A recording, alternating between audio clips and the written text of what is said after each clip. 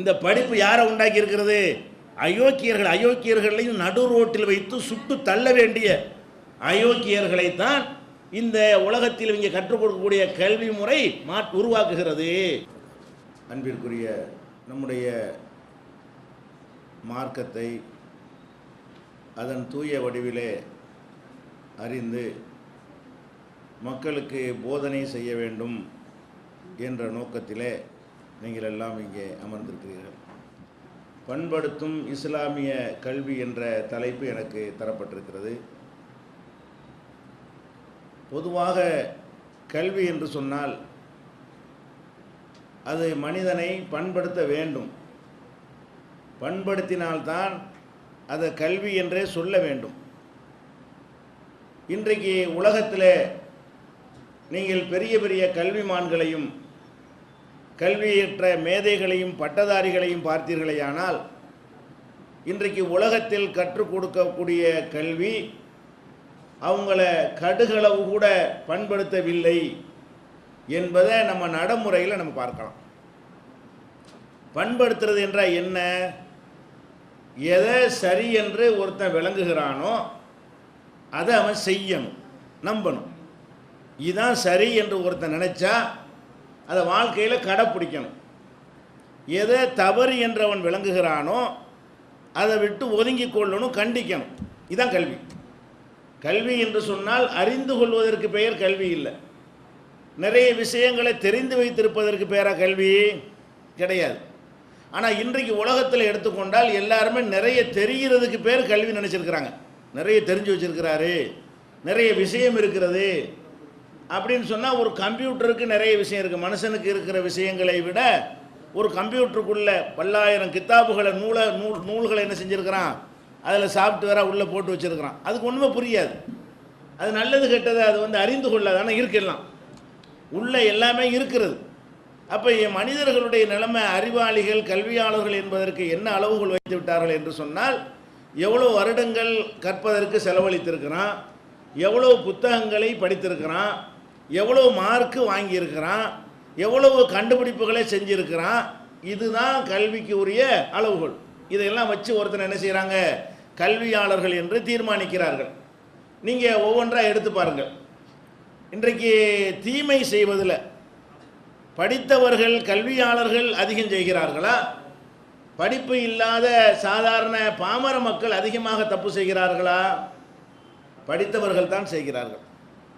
பெண்கள் சம்பந்தப்பட்ட ஒரு பிரச்சனையை கூட எடுத்துக்கொள்வோம். இன்றைக்கு பெண்களை பெரிய அளவில் பாதிக்கக்கூடிய விஷயம் வரதட்சணை, நம்ம நாட்டை பொறுத்த வரைக்கும். அப்போ இந்த வரதட்சணைங்கிற அந்த பணத்தை கொடுத்தால்தான் ஒரு பெண்ணை கரை சேர்க்க முடியும் என்கிற நிலைமை இன்னைக்கு நம்ம நாட்டில் இருக்கிறது. ஆசியா கண்டம் முழுவதும் இருக்கிறது. அப்போ இந்த வரதட்சணைங்கிற அந்த தீமையில் அதிகமாக விழுந்து கிடக்கிற ஆள் யாருன்னு பாருங்கள். கிராமங்களில் உள்ள படிப்பறிவு இல்லாத மக்கள் இந்த வரதட்சணை அதிகமாக கேட்கறது கிடையாது. கேட்டாலும் அரை பவுன் ஒரு பவுன் அளவு கேட்பாங்க. 2000 3000 10,000 தாண்டாது. படிக்காத மக்கள் வாங்கக்கூடிய வரதட்சணை எவ்வளோ உண்டு கேட்டால் 5000 10,000 மேலே தாண்டாது. படிக்கிற ஆளுக்கு கேட்குற வரதட்சணை எப்படி இருக்கிறது? அவர் டாக்டர் படிச்சிருக்கிறாரு, அதனால் நீங்கள் 1 கோடி ரூபா தரணும், 2 கோடி ரூபா தரணும் என்று கேட்குறாங்க. அவர் என்ஜினியர் படித்திருக்கிறதுனால எங்களுக்கு வரதட்சணையாக 1 கோடி தரணும். இவரும் உடந்த, இவருக்கு சம்மந்தம் இல்லைன்னு சொல்ல முடியாது. இவர் இத்தனை வருஷம் படித்து டாக்டராக படித்து வந்திருக்காரு. இதை அம்மா அப்பாவுக்கு புரிய வைக்க முடியாதா? புரிய வைக்க முடியும், விரும்பலை. அவரே ஆசைப்படுறார்.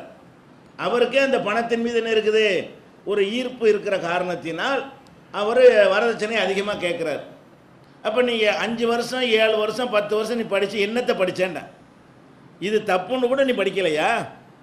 ஒரு பெண்ணிடத்தில் இன்னும் சொல்ல போனால் இந்த டாக்டர் படித்தவனுக்கு உடல் ரீதியான உடற்கூறு சம்பந்தப்பட்ட எல்லாமே தெரியும். ஒரு இல்லற வாழ்க்கையில் பெண்கள் எவ்வளோ கஷ்டப்படுகிறார்கள் என்பதை உடல் ரீதியாக எடுத்துக்கொண்டால் கூட மற்ற துறையில் உள்ளவர்களை விட ஒரு மருத்துவ துறையில் உள்ளவர்களுக்கு நன்றாக தெரியும். அப்போ அவங்கள்ட்ட கேட்குறதுக்கு எந்த விதமான முகாந்தரம் நியாயம் ஒன்றுமே இல்லை, எந்த விதமான லாஜிக்கும் இல்லை இதில் என்று தெரிந்து கொண்டே படித்தவர்கள் வரதட்சணை கேட்குறாங்க. படிக்காதவன் ஒன்று கேட்க மாட்டேங்கிறான், கேட்டாலும் ரொம்ப கம்மியாக கேட்குறான், கொடுக்க முடிகிற அளவு கேட்குறான். அப்போ என்ன இந்த படிப்புனால என்ன நன்மை? இவன் டாக்டராக படித்து சம்பாதிக்கிற நன்மை வேண்டாம் அவனுக்கு கிடைச்சிச்சே தவிர, இவன் படித்தது படிப்பா, இது அறிவா, இதனால் யாருக்காவது உலகத்துக்கு ஏதாவது நன்மை இருக்குதா? ஒன்றுமே கிடையாது. அவனுக்கு நன்மை இருக்குதா? இந்த படிப்பு படித்தான் பணம் சம்பாதிக்கிற ஒரு நன்மையை தவிர இந்த படிப்பினால் அவன் அடைந்த என்னத்தை அடைந்து கொண்டான்? ஒன்றுமே அடைந்து கொள்ளவில்லை. அப்போ இதான் இன்றைக்கி படிப்புன்னு நம்ம பார்க்கணும். அதே மாதிரி இந்த தில்லு முள்ளு திருகுதாளம் ஃப்ராடு பித்தலாட்டம் இருக்குது பாருங்கள், இதெல்லாம் தவறுங்கிறத எல்லாருடைய அறிவும் சொல்லும். படித்தவன் அறிவும் அதை சொல்லும், படிக்காதவனுடைய அறிவும் சொல்லும். அவனை ஒருத்தன் ஏமாத்தின அவனுக்கு கோபம் வருதில்ல, அதுலேயே விளைக்கிறலாம். அதை உன்னையே ஒருத்தன் மோசடி பண்ண உனக்கு கோபம் வருதா இல்லையா? அப்போ மோசடி பண்ணக்கூடாதுன்னு விளங்குது உனக்கு. உன்னையே ஒருத்தன் ஏமாற்றிட்டா உனக்கு கோபம் வருதா இல்லையா? அப்போ ஏமாற்றக்கூடாதுன்னு விளங்குது.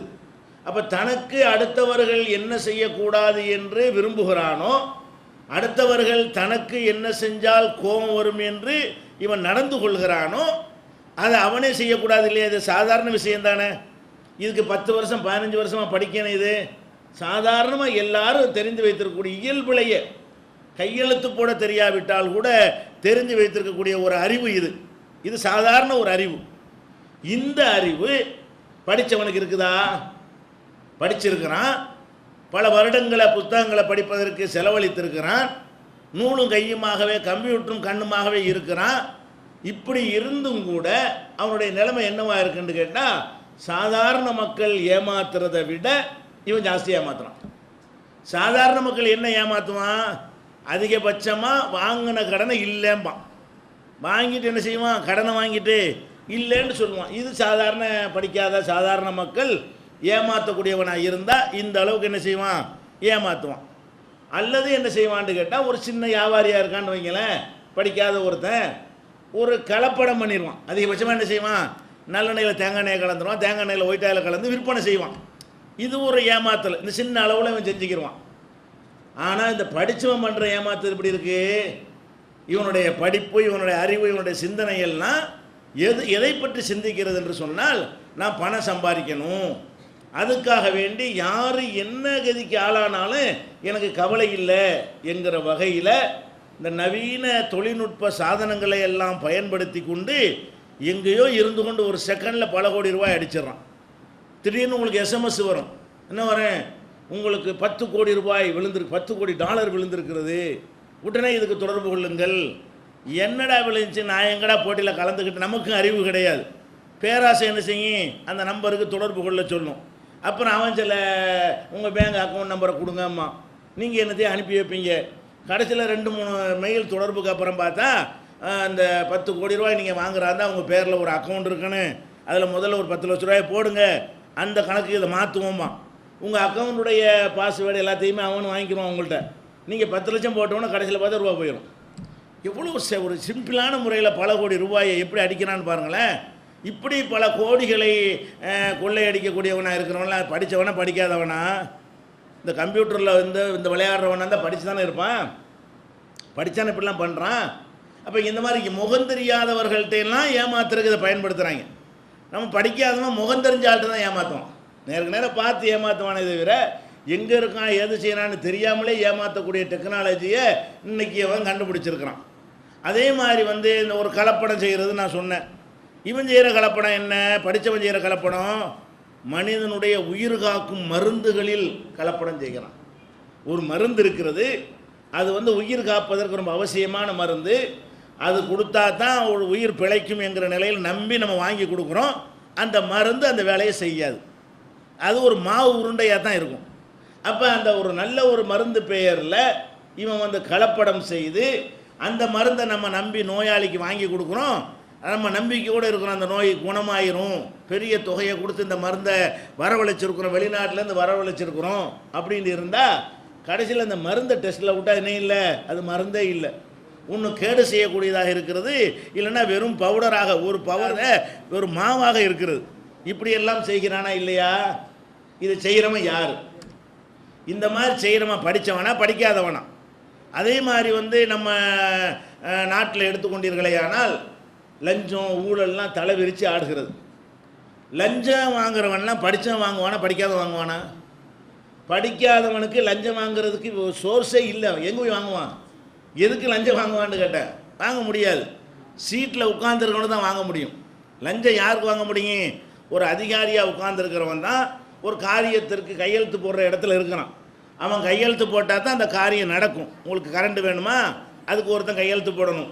ரேஷன் கார்டு வேணுமா, அதுக்கு ஒருத்தன் கையெழுத்து போடணும். உங்களை ஓட்டர் லிஸ்ட்டில் சேர்க்கணுமா, அதுக்கு ஒருத்தன் கையெழுத்து போடணும். உங்களுக்கு கேஸ் இணைப்பு வேணுமா, அதுக்கு ஒரு அதிகாரி கையெழுத்து போடணும். என்ன ஒரு சர்வீஸ் உங்களுக்கு தேவை என்றாலும், அரசாங்கத்தில் தேவை என்றாலும், அது அனுமதிக்கக்கூடிய இடத்துல யார் இருக்கிறா? படித்தவனா படிக்காதவனா? கை நாட்டு பேர் வழியாக கொண்டாங்க உட்கார வச்சுருக்கிறான்? இல்லை, எல்லாம் படித்தவன் தான் உட்காந்துட்டு இருக்கிறான். சாதாரண பியூனில் இருந்து கலெக்டர் வரைக்கும் இருக்கிற எல்லாரும் யார்? படித்தவன். பெரிய பெரிய படித்தவன். எதுக்காக படித்தவன்? நாட்டு மக்களுக்கு சேவை செய்ய போகிறோன்னு சொல்லிக்கிட்டு படித்தவன். நம்முடைய வரிப்பணத்தில் அவன் சம்பளமும் வாங்கி கொண்டு எவ்வளோ அயோக்கியனாக இருக்கிறான் படித்தவன் கேட்டிங்கன்னா, நம்ம நாட்டில் 95 பேர் லஞ்சம் வாங்குறான். 100 அதிகாரிகளில் 95 அதிகாரி லஞ்சம் வாங்குறான். பியூன்லேருந்து மேலே வரைக்கும் நான் சொல்கிறேன். 100 அரசு ஊழியர்களில் 95 அரசு ஊழியர் என்ன செய்கிறான்? லஞ்சம் வாங்குகிறான். அப்போ இந்த 95 அரசு ஊழியர்களும் படித்தவனா படிக்காதவனா? படித்தவன். பெரிய பெரிய புகழ் பெற்றவன். பேப்பரில் எல்லாம் அவனை பற்றி செய்திகள்லாம் வந்து கொண்டிருக்கக்கூடிய அளவுக்கு பிரபல்யமானவன். இந்த மாதிரி இருக்கிறவன் என்ன செய்கிறான்? ஒரு நம்மள்கிட்ட சம்பளத்தை வாங்கி கொண்டு இதில் கையெழுத்து போடுறான்னா 2000 ரூபா கொடு, 10,000 ரூபா கொடு. இன்னும் சொல்ல போனால் முறைகேடான காரியத்துக்கு லஞ்சம் வாங்குறதையாவது ஒரு வகையில் சகித்து கொள்ளலாம். முறையாக அவன் செய்து தர வேண்டிய கடமை இருக்குதுல்ல, அதுக்கும் கேட்குறான் லஞ்சம். இந்த வீட்டை நான் இந்த வீடு கட்ட போகிறேன். வீடு கட்டுறதுனா ஒரு பிளான் போடணும். அந்த பிளானை போய் மாநகராட்சியில் கொடுத்து ஒப்புதல் வாங்கினா தான் அவர் கட்டடத்தை கட்ட முடியும். பிளான் போட்டு எந்த இடம் எவ்வளவு, என்னென்ன மாதிரி உயரத்தில் கட்ட போகிறீங்க, எத்தனை மாடி கட்ட போகிறீங்க, காத்தோட்டத்துக்கெல்லாம் வசதி இருக்குதா, கழிப்பிட வசதிலாம் இருக்குதா, வாகனம் நிறுத்த இடம் இருக்குதான்லாம் சில கண்டிஷன் போட்டிருமா. பெரிய பெரிய நகரங்களில், சின்ன ஊர்களில் அதுக்கு தகுந்த மாதிரி கண்டிஷன்கள் இருக்கும். இது எல்லாம் கரெக்டாக சரியாக இருந்து நம்ம ஒரு மனுவை கொடுத்தாலும் அப்ரூவல் தரமாட்டான். நம்ம உடனே வீடு கட்டி குடியேறணுங்கிறதுக்காக வேண்டி ஒரு லீவ் எடுத்துக்கிட்டு 6 மாதம் லீவ் எடுத்துகிட்டு வந்து பணத்தை கையில் வச்சுக்கிட்டு உட்காந்துருப்போம். அனுமதி கேட்டால் 1 மாதம் ஆயிரம் அனுமதி வராது, 2 மாதம் ஆயிரம் அனுமதி வராது, 3 மாதம் ஆயிரம் அனுமதி வராது. வீடு கட்டுறத வச்சுருந்த காசு செலவழிச்சிக்கிட்டே இருக்கும், விலைவாசி ஏறிக்கிட்டே இருக்கும். 20 லட்ச ரூபாயில் கட்டணும்னு நினச்சிக்கிட்டு நம்ம இறங்குனா 6 மாதம் கழிச்சு 40 லட்ச ரூபாயாக போயிடும். எல்லாமே கட்ட முடியாத போயிடும். அப்போ உடனே கட்டணும்னு ஆசைப்பட்டு நம்ம அதிகாரிகளை அணுகினோமையானால் அவன் அதை செய்யலாம், சரியாக இருக்கிறது என்று கையெழுத்து போட்டு அனுமதி தருவதற்கு தான் அவனுக்கு சம்பளம் கொடுக்குறோம். நம்ம காசில் சம்பளத்தை ஆல்ரெடி வாங்கிக்கிட்டு இருக்கிறான். ஒவ்வொரு அதிகாரிக்கும் சம்பளம் வாங்குறான், நம்ம காசு தானே அது. அப்போ நம்முடைய வரிப்பணத்திலிருந்து அவன் சம்பளத்தை வாங்கி கொண்டு நம்ம ஒரு வீடு கட்டுறதுக்கு அவன்கிட்ட அனுமதி கேட்டால் அனுமதி தரமாட்டாங்கிறான். வருஷம் 1000 பெண்டிங்கில் இருக்கும், ஆய்வில் இருக்கும்பாங்க. இன்னொருத்தன் என்ன செய்வான்? வருவான், மடமடன்னு போவான். அந்த மனுவை கொடுக்கும்போதே சேர்த்து 1 லட்ச ரூபாய் சேர்த்து உள்ளே வச்சுருவான். காலையில் கொடுப்பான், சாயந்தரத்துக்கு கையெழுத்தாயிரும். காலையில் இப்போ மனுவை கொடுத்தா சாயந்தரம் கையெழுத்தாகி போயிடும். இவ்வளோ பெரிய அயோக்கியர்களை இந்த படிப்பு உண்டாயிருக்கா இல்லையா? இந்த படிப்பு யாரை உண்டாக்கி இருக்கிறது? அயோக்கியர்களையும் நடு ரோட்டில் வைத்து சுட்டு தள்ள வேண்டிய அயோக்கியர்களைத்தான் இந்த உலகத்தில் இங்கே கற்றுக் கொடுக்கக்கூடிய கல்வி முறை உருவாக்குகிறது. அப்போ கல்வி மெத்தடை தப்பாக இருக்கிறது. கல்வி கற்கிறது எதுக்காக வேண்டி கற்கிறது? சம்பாதிக்கணும், எந்த நெறிமுறை இல்லாமல் சம்பாதிக்கணும், பணம் சம்பாதிப்பதற்காக வேண்டி என்ன கேவலமான வேலையை வேண்டாலும் செய்யணும் என்கிற அளவுக்கெல்லாம் இருக்கிறது. இன்னும் சொல்ல போனால் இந்த படித்த அயோக்கியர்கள் என்ன செய்கிறான்னு கேட்டால், கீழே உள்ள படித்த ஒரு அயோக்கியன் மேலே உள்ள பதவிக்கு வருவதற்காக வேண்டி பெரிய அதிகாரிகளுக்கும் அரசியல்வாதிகளுக்கும் லஞ்சம் கொடுக்குறான். இவன் நம்மள்கிட்ட லஞ்சம் வாங்குறவன் என்ன செய்கிறான்? இவன் கீழே உள்ள போஸ்ட்லேருந்து மேலே போகணும், மேலே போகிறதா தான் 100 பேர் காத்துக்கிட்டு இருப்பான். இவன் போகணுங்கிறதுக்காக வேண்டி பல லட்சங்களை என்ன செய்கிறான்? லஞ்சமாக கொடுக்குறான். இப்படி லஞ்சமாக ரூபாயாக கொடுக்குறதுல அட்வான்ஸ் ஆகி எந்த அளவுக்குன்னா சொல்ல கூசுகிற அளவுக்கு மனைவியை கொண்டே கொடுத்து விட்டு என்ன செய்கிறான்? எனக்கு பதவி உயர்வுதான்னு கேட்குறான்.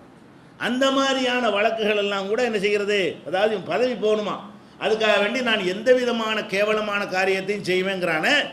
இப்படி ஒரு படிக்காத ஒருத்தன் செஞ்சு நீங்கள் பார்த்துருக்கிறீங்களா? படிக்காத ஒருத்தன் இவ்வளவு இழிவான ஒரு செயலை செய்வானா? இவ்வளவு கேவலமான ஒரு காரியத்தை செய்வானா?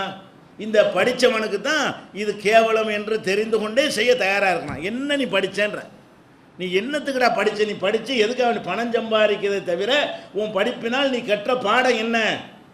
ஒரு பாடமே இல்லை. அடுத்தவனை எவ்வளவு நாசப்படுத்தினாலும் சரி எனக்கு பணம் வேணும் என்றதை தவிர நீ என்னத்தை அறிந்து கொண்டிருக்கிறாய்? ஒன்றுமே கிடையாது.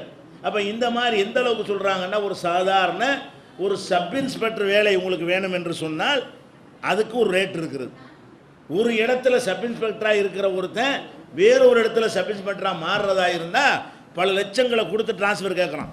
எங்கே கள்ளச்சாராயம் காய்ச்சுவாங்க, எங்கே முறைகேடு நடக்கும், அங்கேயெல்லாம் அதிகமாக சம்பாதிக்க முடியும் என்பதற்காக வேண்டி அந்த போஸ்டிங் வாங்குவதற்கு பல லட்சங்களை கொடுத்தா என்ன செய்கிறான்? போஸ்டிங் இடமாற்றம் வாங்குவதற்கு கூட லஞ்சம் கொடுக்க வேண்டி இருக்கிறது. இதெல்லாம் செய்கிறவன் யார்? எல்லாம் படித்தவன் தான். எல்லாருமே படித்தவன் தான் என்ன செய்கிறான்? ஒரு அதிகாரியாக வர்றான், ஒரு எஸ்பியாக இருக்கான், ஒரு டிஎஸ்பியாக இருக்கான், ஒரு கலெக்டராக இருக்கிறான், ஒரு டிஆர்ஓவாக இருக்கான், ஒரு தாசில்தாராக இருக்கான். ஒருத்தன் அந்த பதவியில் சேரும் பொழுது அவனுடைய ஒட்டுமொத்த வாழ்நாள்லையும் பணிகாலத்தில் எவ்வளோ சம்பளம் வாங்கினான்னு கணக்கு போட்டு பாருங்கள். ஒருத்தன் இன்றைக்கி சேர்றான், ஒரு 25 வயசில் ஒரு அரசு வேலையில் சேருகிறான், 55 வயசில் 50 வயசில் ரிட்டையர்ட் ஆகி விடுகிறான், 25 வருஷம் வேலை பார்த்துருப்பான். இந்த 25 வருஷம் வாங்கின சம்பளத்தையெல்லாம் கூட்டி பாருங்கள், இப்போ அவன்கிட்ட இருக்கிற சொத்தையெல்லாம் பாருங்கள். 25 வருஷத்தில் வாங்கின சம்பளம் சோத்துக்கு தான் சரியாக இருக்கும், மிச்சம்லாம் படுத்த இயலாது. அதில் மிச்சப்படுத்துகிறதா இருந்தால் ஒரு 10% ஒருத்தர் மிச்சப்படுத்தி இருக்க முடியும். அவ்வளவுக்கு தான் அவன்கிட்ட இருக்குதா? 1000 வருஷத்துடைய சம்பளம் அவன்கிட்ட இருக்குது. வேலை பார்த்தது 25 வருஷம். இந்த 25 வருஷத்துடைய சம்பாத்திய அளவுக்கு தான் ஒரு அதிகாரி ஓய்வு பெறும்போது சொத்து வச்சிருக்கிறானா? 1000 வருஷம் வேலை பார்த்தால் எவ்வளோ சம்பாதிச்சிருப்பானோ அந்த அளவுக்கு வீடு வாசல் பங்களா காரு பணம் நகை நட்டு வச்சிருக்கிறானா? இப்படி தான் வச்சிருக்கிறான். அப்போ என்ன படித்தான் இவன் என்ன படித்தான்னு கேட்குறான். படிச்சு இல்லைடா, படிப்புன்னு அறிவு தானே, உனக்கு அறிவே இல்லையே. அப்போ அந்த மாதிரியான ஒரு அடிப்படையை பார்க்குறோம். அப்போ இந்த படிப்பு என்பது மனுஷனை பண்படுத்தவில்லை என்பதற்கு ஒவ்வொரு படிப்பாளையும் முன்னாடி சாட்சியாக நின்றுக்கிட்டு இருக்கிறான். பெரிய ஆராய்ச்சியெல்லாம் பண்ண வேண்டியதில்லை. படித்தவன்கிட்ட பழகி பார்த்தா போதும், இவன் ஃப்ராடு, இவன் இந்த படிப்புனால இவனுக்கு எந்த ஒரு நன்மையும் கிடைக்கவில்லை என்று பார்க்குறோம்.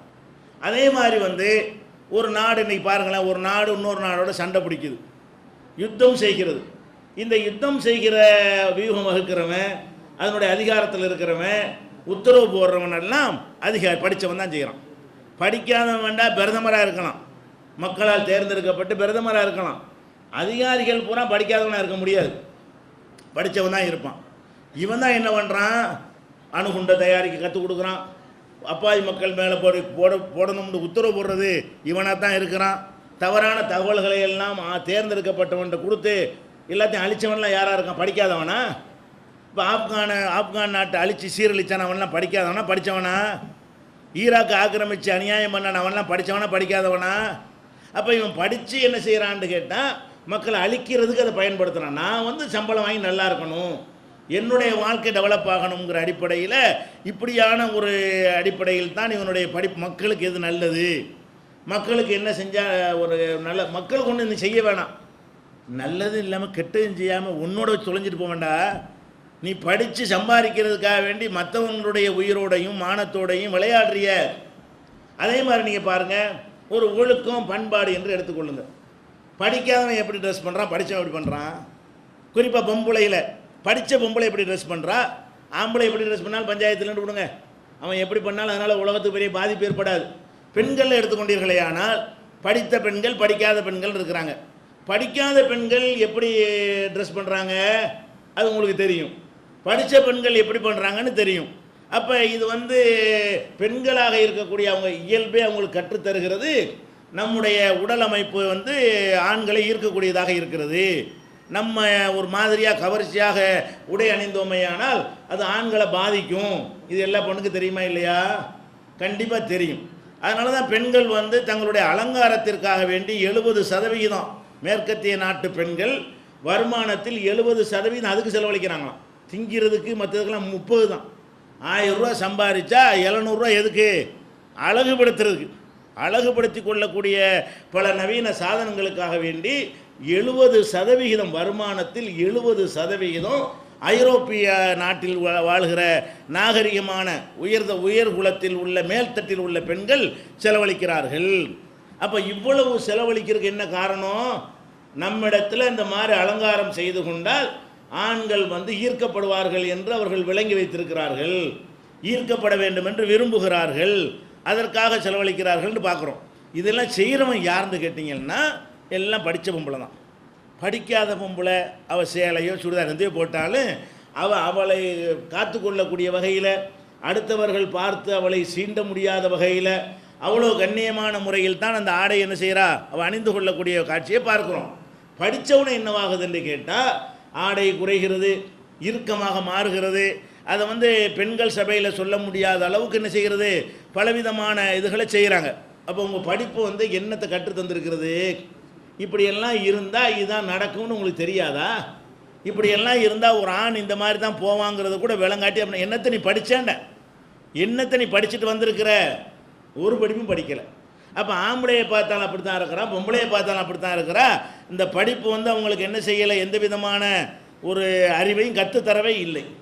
அதே மாதிரி நீங்கள் பாருங்கள், படிப்புடைய இன்னொரு விஷயம் என்னென்னு கேட்டால், எப்பொருள் யாருவாய் கேட்பினும் அப்பொருள் மெய்ப்பொருள் காண்பது அறிவுங்கிறான். அறிவுண்டால என்னன்னு கேட்டிங்கன்னா, யார் எதை சொன்னாலும் சரி அதை கேட்டு கண்ண மூடி நம்பிடக்கூடாது. அதில் மெய்ப்பொருள் என்ன, இந்த சொல்வதில் எது சரியானது என்று என்ன செய்யணும், அதை கண்டுபிடிச்சா தான் அதுக்கு பேர் அறிவு. இவங்க அறிந்து கொள்வது அதிகம்னு வைத்து கொண்டா கூட இன்னொரு வகையில் பார்த்தா அறிந்து கொள்ளாத விஷயங்கள்லையும் நிறைய இவன் வந்து இருக்கிற காட்சியை பார்க்குறான். படித்தவனாக இருக்கிறான், நிறைய விஷயம் இவனுக்கே தெரியறதில்ல. ஒரு பொருளை என்னவாக இருக்கிறதோ அந்த பொருளை அதுவாகத்தானே பார்க்கணும். அப்படி பார்க்கக்கூடிய அறிவை இந்த படிப்பு கற்றுக் கொடுத்துருக்குதா? இல்லை. என்ன படிச்சிருக்கேங்கிறான், ஒரு சாணி உருண்டை உருட்டி வச்சுக்கிட்டு அதை போய் கும்பிட்றான். இவனுடைய படிப்பு இது மாட்டுடைய சாணின்னு சொல்லலை, படிச்சிருக்கிறான். முன்னாடி இருக்கிற சாண உருண்டை தான். இவனுடைய படிப்பு எதை சொல்லிக் கொடுக்கல, இது சாண உருண்டை, இது வந்து ஒன்றும் இல்லைன்னு, இது கடவுள். அவனுக்கு என்ன சொல்லிக் கொடுக்குது படிப்பு? நீ என்னடா படிச்சிங்கன்னு கேட்குறேன். படிச்சுட்டு வந்திருக்கிற ஜட்ஜுங்கிற, டிஎஸ்பிங்கிற, கலெக்டருங்கிற, பெரிய பெரிய அதிகாரிங்கிற, அது இவ்வளவும் செஞ்சுக்கிட்டு போய் சாணிக்கு முன்னாடி போய் கை கட்டி நிற்கிறிய. இவனே ஒரு கல்லை வந்து செதுக்குறான். நேற்று வரைக்கும் அது வந்து தெருவில் கிடந்தது, நாய் மூத்திரம் பெய்து கொண்டு போனதெல்லாம் கண்ணால் பார்த்தான். அதை செதுக்கி வைத்து கொண்டு அட உலேங்கிறான். அடே நீ படிச்சிய, இது என்ன, இது என்னவா இருந்துச்சு, இந்த மாதிரி வடிவம் வந்தது எப்படி வந்தது, இதில் என்ன இருக்குன்னு நினைக்கிற, ஒன்றும் ஒரு சோதனையாச்சும் பண்ணி பார்த்தானா? இது ஒரு பயங்கரமான பவர் உள்ளதுன்னு சொல்லி என்ன செய்யணும், ஒரு அணுகுண்டு தூக்கி எரிஞ்சு பார்த்து ஒட்டையில் பற்றியலா அப்படியாவது செஞ்சு பார்த்தியா? அல்லது பெரிய கோடாளி எடுத்து போட்டு தலையை தனியாக வெட்டி பார்த்துட்டு கோடாளி தான் உடஞ்சிச்சு, இது உடையலை, அப்படியாச்சும் ஒரு டெஸ்ட் பண்ணி பார்த்தியா? ஒன்றும் பண்ணலை. எவனோ சொன்னான் கடவுள், இவனும் கடவுளுங்கிறான். இன்னுங்கடா படிச்சிங்கன்னு கேட்குறேன். எம்ஏங்கிறீங்க, பிஏங்கிறீங்க, எம்பிபிஎஸ்ங்கிறீங்க, என்னத்தை படிச்சிட்டீங்க? எல்லாம் படிச்சுட்டு பார்த்து கூமட்டையாவில் இருக்கிறீங்க. ஒரு பொருளை வந்து அந்த பொருளாக பார்க்கலன்னு அவன் என்னத்தை படித்தான்னு கேட்டேன். ஒரு பொருளை இது மைக்காக பார்க்கணுமா இல்லையா, போடியத்தை போடியமாக பார்க்கணுமா இல்லையா, சேராக பார்க்கணும், பேனாவை பார்க்கணும், குதிரையாக பார்க்கணும், கழுதையாக பார்க்கணும். அந்தந்த பொருளை அதுவாக பார்க்கிறதுன்னு அறிவு, அதான மெய்ப்பொருள். யார் வாயில் வந்தால் நமக்கு என்ன மெய்ப்பொருள்? என்ன இது கல்லுங்கிறது தான் மெய்ப்பொருள், அதான் உண்மை. இது சாணம் என்பது தான் மெய்ப்பொருள், அதுதான் உண்மை. எழுதக்கூடிய பேனா என்பது தான் அந்த மெய்ப்பொருள், அது உண்மை. அதே மாதிரி வந்து ஒரு மனுஷனை பிடிச்சிட்டு கடவுளேன்னு காலில் விழுகுறான், படிச்சிருக்கிறான். அதிகமாக காலில் விழுவுறோம்லாம் யாருன்னா படித்தவன் தான் விழுவுறான். இந்த சாமியார்கள் வர்றாங்கல்ல, இந்த சாமியாருக்கு அதிகமான சீடர் யார்? இப்போ லேட்டஸ்ட்டு சாமியார் சொல்கிறாங்களே நித்யானந்தா, அவருக்கு சீடர் யாருன்னு பார்த்தீங்கன்னா வெளிநாட்டில் உள்ள படித்த முட்டா தான். வெளிநாட்டிலேருந்து பெரிய பெரிய டிகிரிலாம் படித்தவனுக்கு தானே தொடர்புலாம் கிடைக்கும். அவன் அங்கேருந்து வர்றான், சீடராக இருக்கிறதுக்காக வேண்டி வர்றான். எதுக்கு?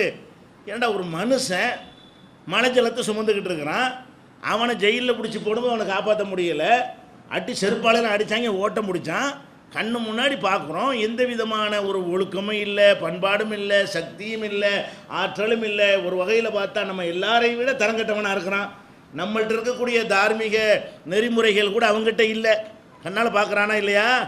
பார்த்துட்டு அவனுக்கு சீடராக இருக்கிறவன் யார்? மலை ஜலத்தை சுமந்துக்கிட்டு இருக்கிறான், கக்கூசுக்கு போகிறான், ஒன்று எல்லாம் பார்க்குறோம். எல்லா விதமான பலவீனமும் அவனிடத்தில் இருப்பதை பார்த்துவிட்டு அப்படி நெடுஞ்சான்கடையாக காலில் போய் விழுகுறான்.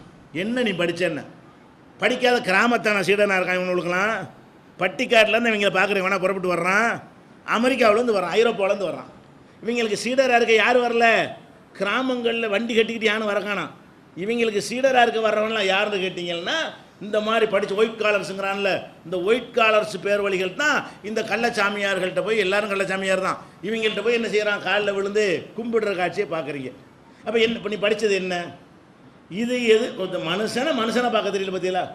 இவன் ஒரு மனுஷன் அல்ல, அவன்கிட்ட உள்ள எல்லா செயல்களும் பேப்பரில் வந்து கொண்டே இருக்கிறது.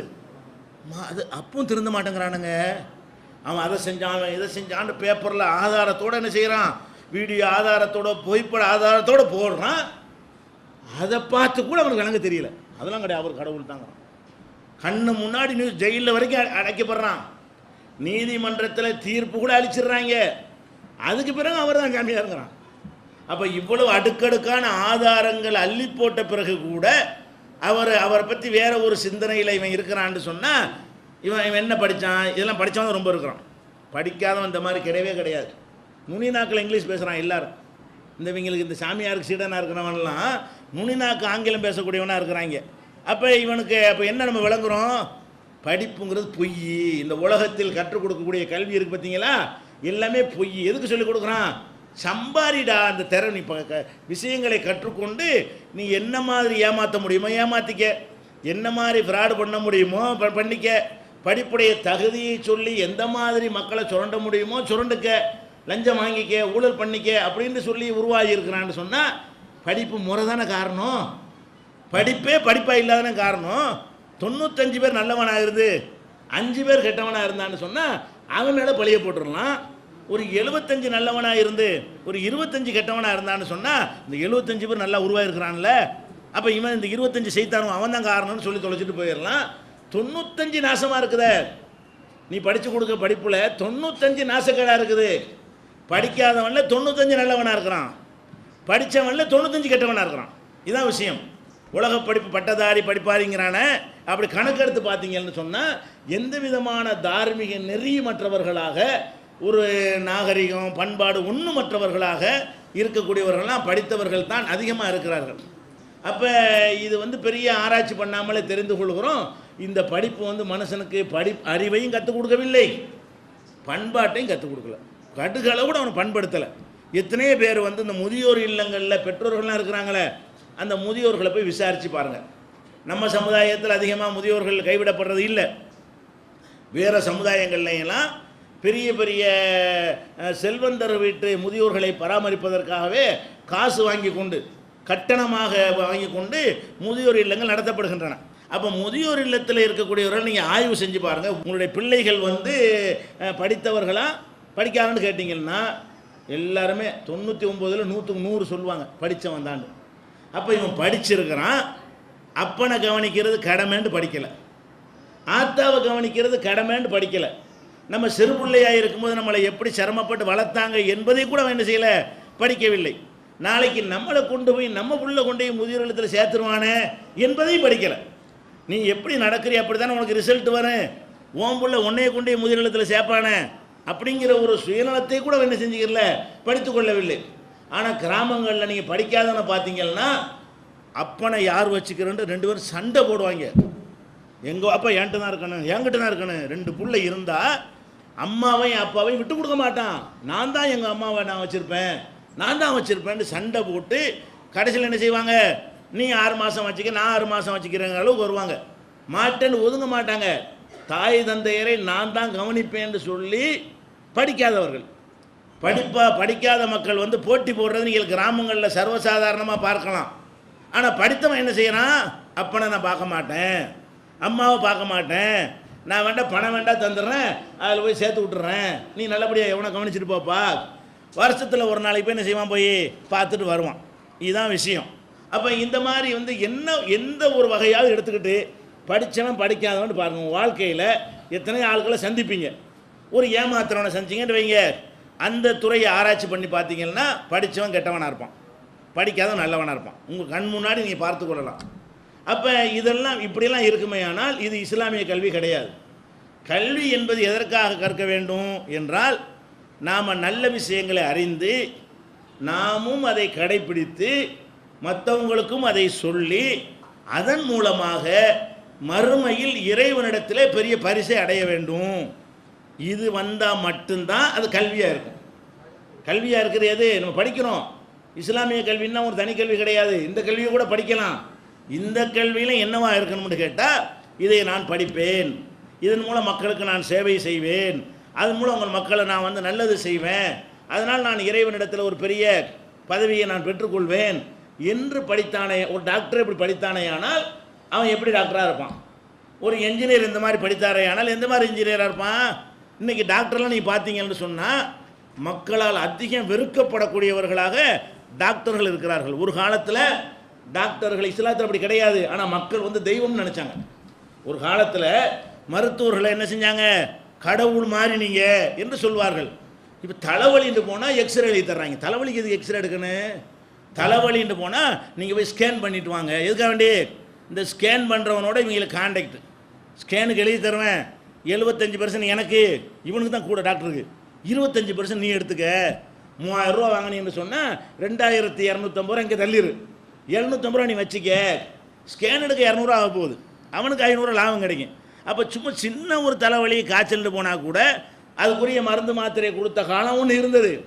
இப்போ என்ன செய்கிறான் டாக்டரு? ஏன் எவ்வளோ கஷ்டப்பட்டு வர்றான், நோயாளியாக வர்றாங்க, தேவையற்ற ஒரு விஷயம் ஏற்கனவே எடுத்திருப்பான் ஸ்கேன்லாம், இவங்க சரியாக எடுக்கலை, நீ அங்கே எடு. ஸ்கேனோட நீங்கள் போனால் கூட, ஸ்கேன்லாம் எடுத்துக்கிட்டு போனால் கூட ஒரு பெரிய வியாதி, ஸ்கேனை எடுத்தாச்சு, சரி மக்கள் எவ்வளோ கஷ்டப்படுறான், பணத்தை சம்பாதிக்க எவ்வளோ சிரமப்படுறான், ஒரு ஸ்கேன் எடுத்தாச்சு. அந்த ஸ்கேன் சொல்லத்தானே முந்தா நாள் தானே எடுத்துருக்கிறான்.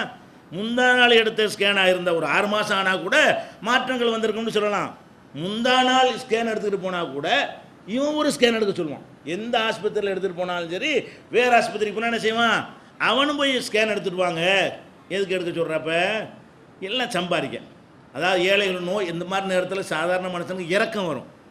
நோயாளிகளாக இருந்தாங்கன்னா அவங்க மேலே என்ன செய்யும்? சாதாரண நேரத்தை விட துடிக்கிறானே, கஷ்டப்படுறானேன்னு சொல்லி ஒரு சண்டையை கூட மறந்துடுவாங்க. பக்கத்து வீட்டில் யாருக்காவது நோய் வந்துட்டா பகையை மறந்துட்டு போய் பார்க்குறோமா இல்லையா?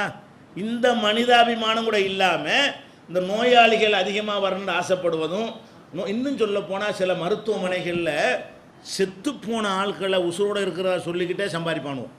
ஆள் பாடியாக இருப்பான், அவனுக்கு வந்து வெண்டிலேட்டர் மூலமாக ஒரு மிஷினை பொருத்தி மூச்சு வர்ற மாதிரி செஞ்சு விட்ருவாங்க. ஆள் செத்து போயிட்டான், அப்போ முந்தின நாள் செத்து போயிருப்பான். ஆள் இருக்காருன்னு பணத்தை கறந்துக்கிட்டு இருப்பாங்க.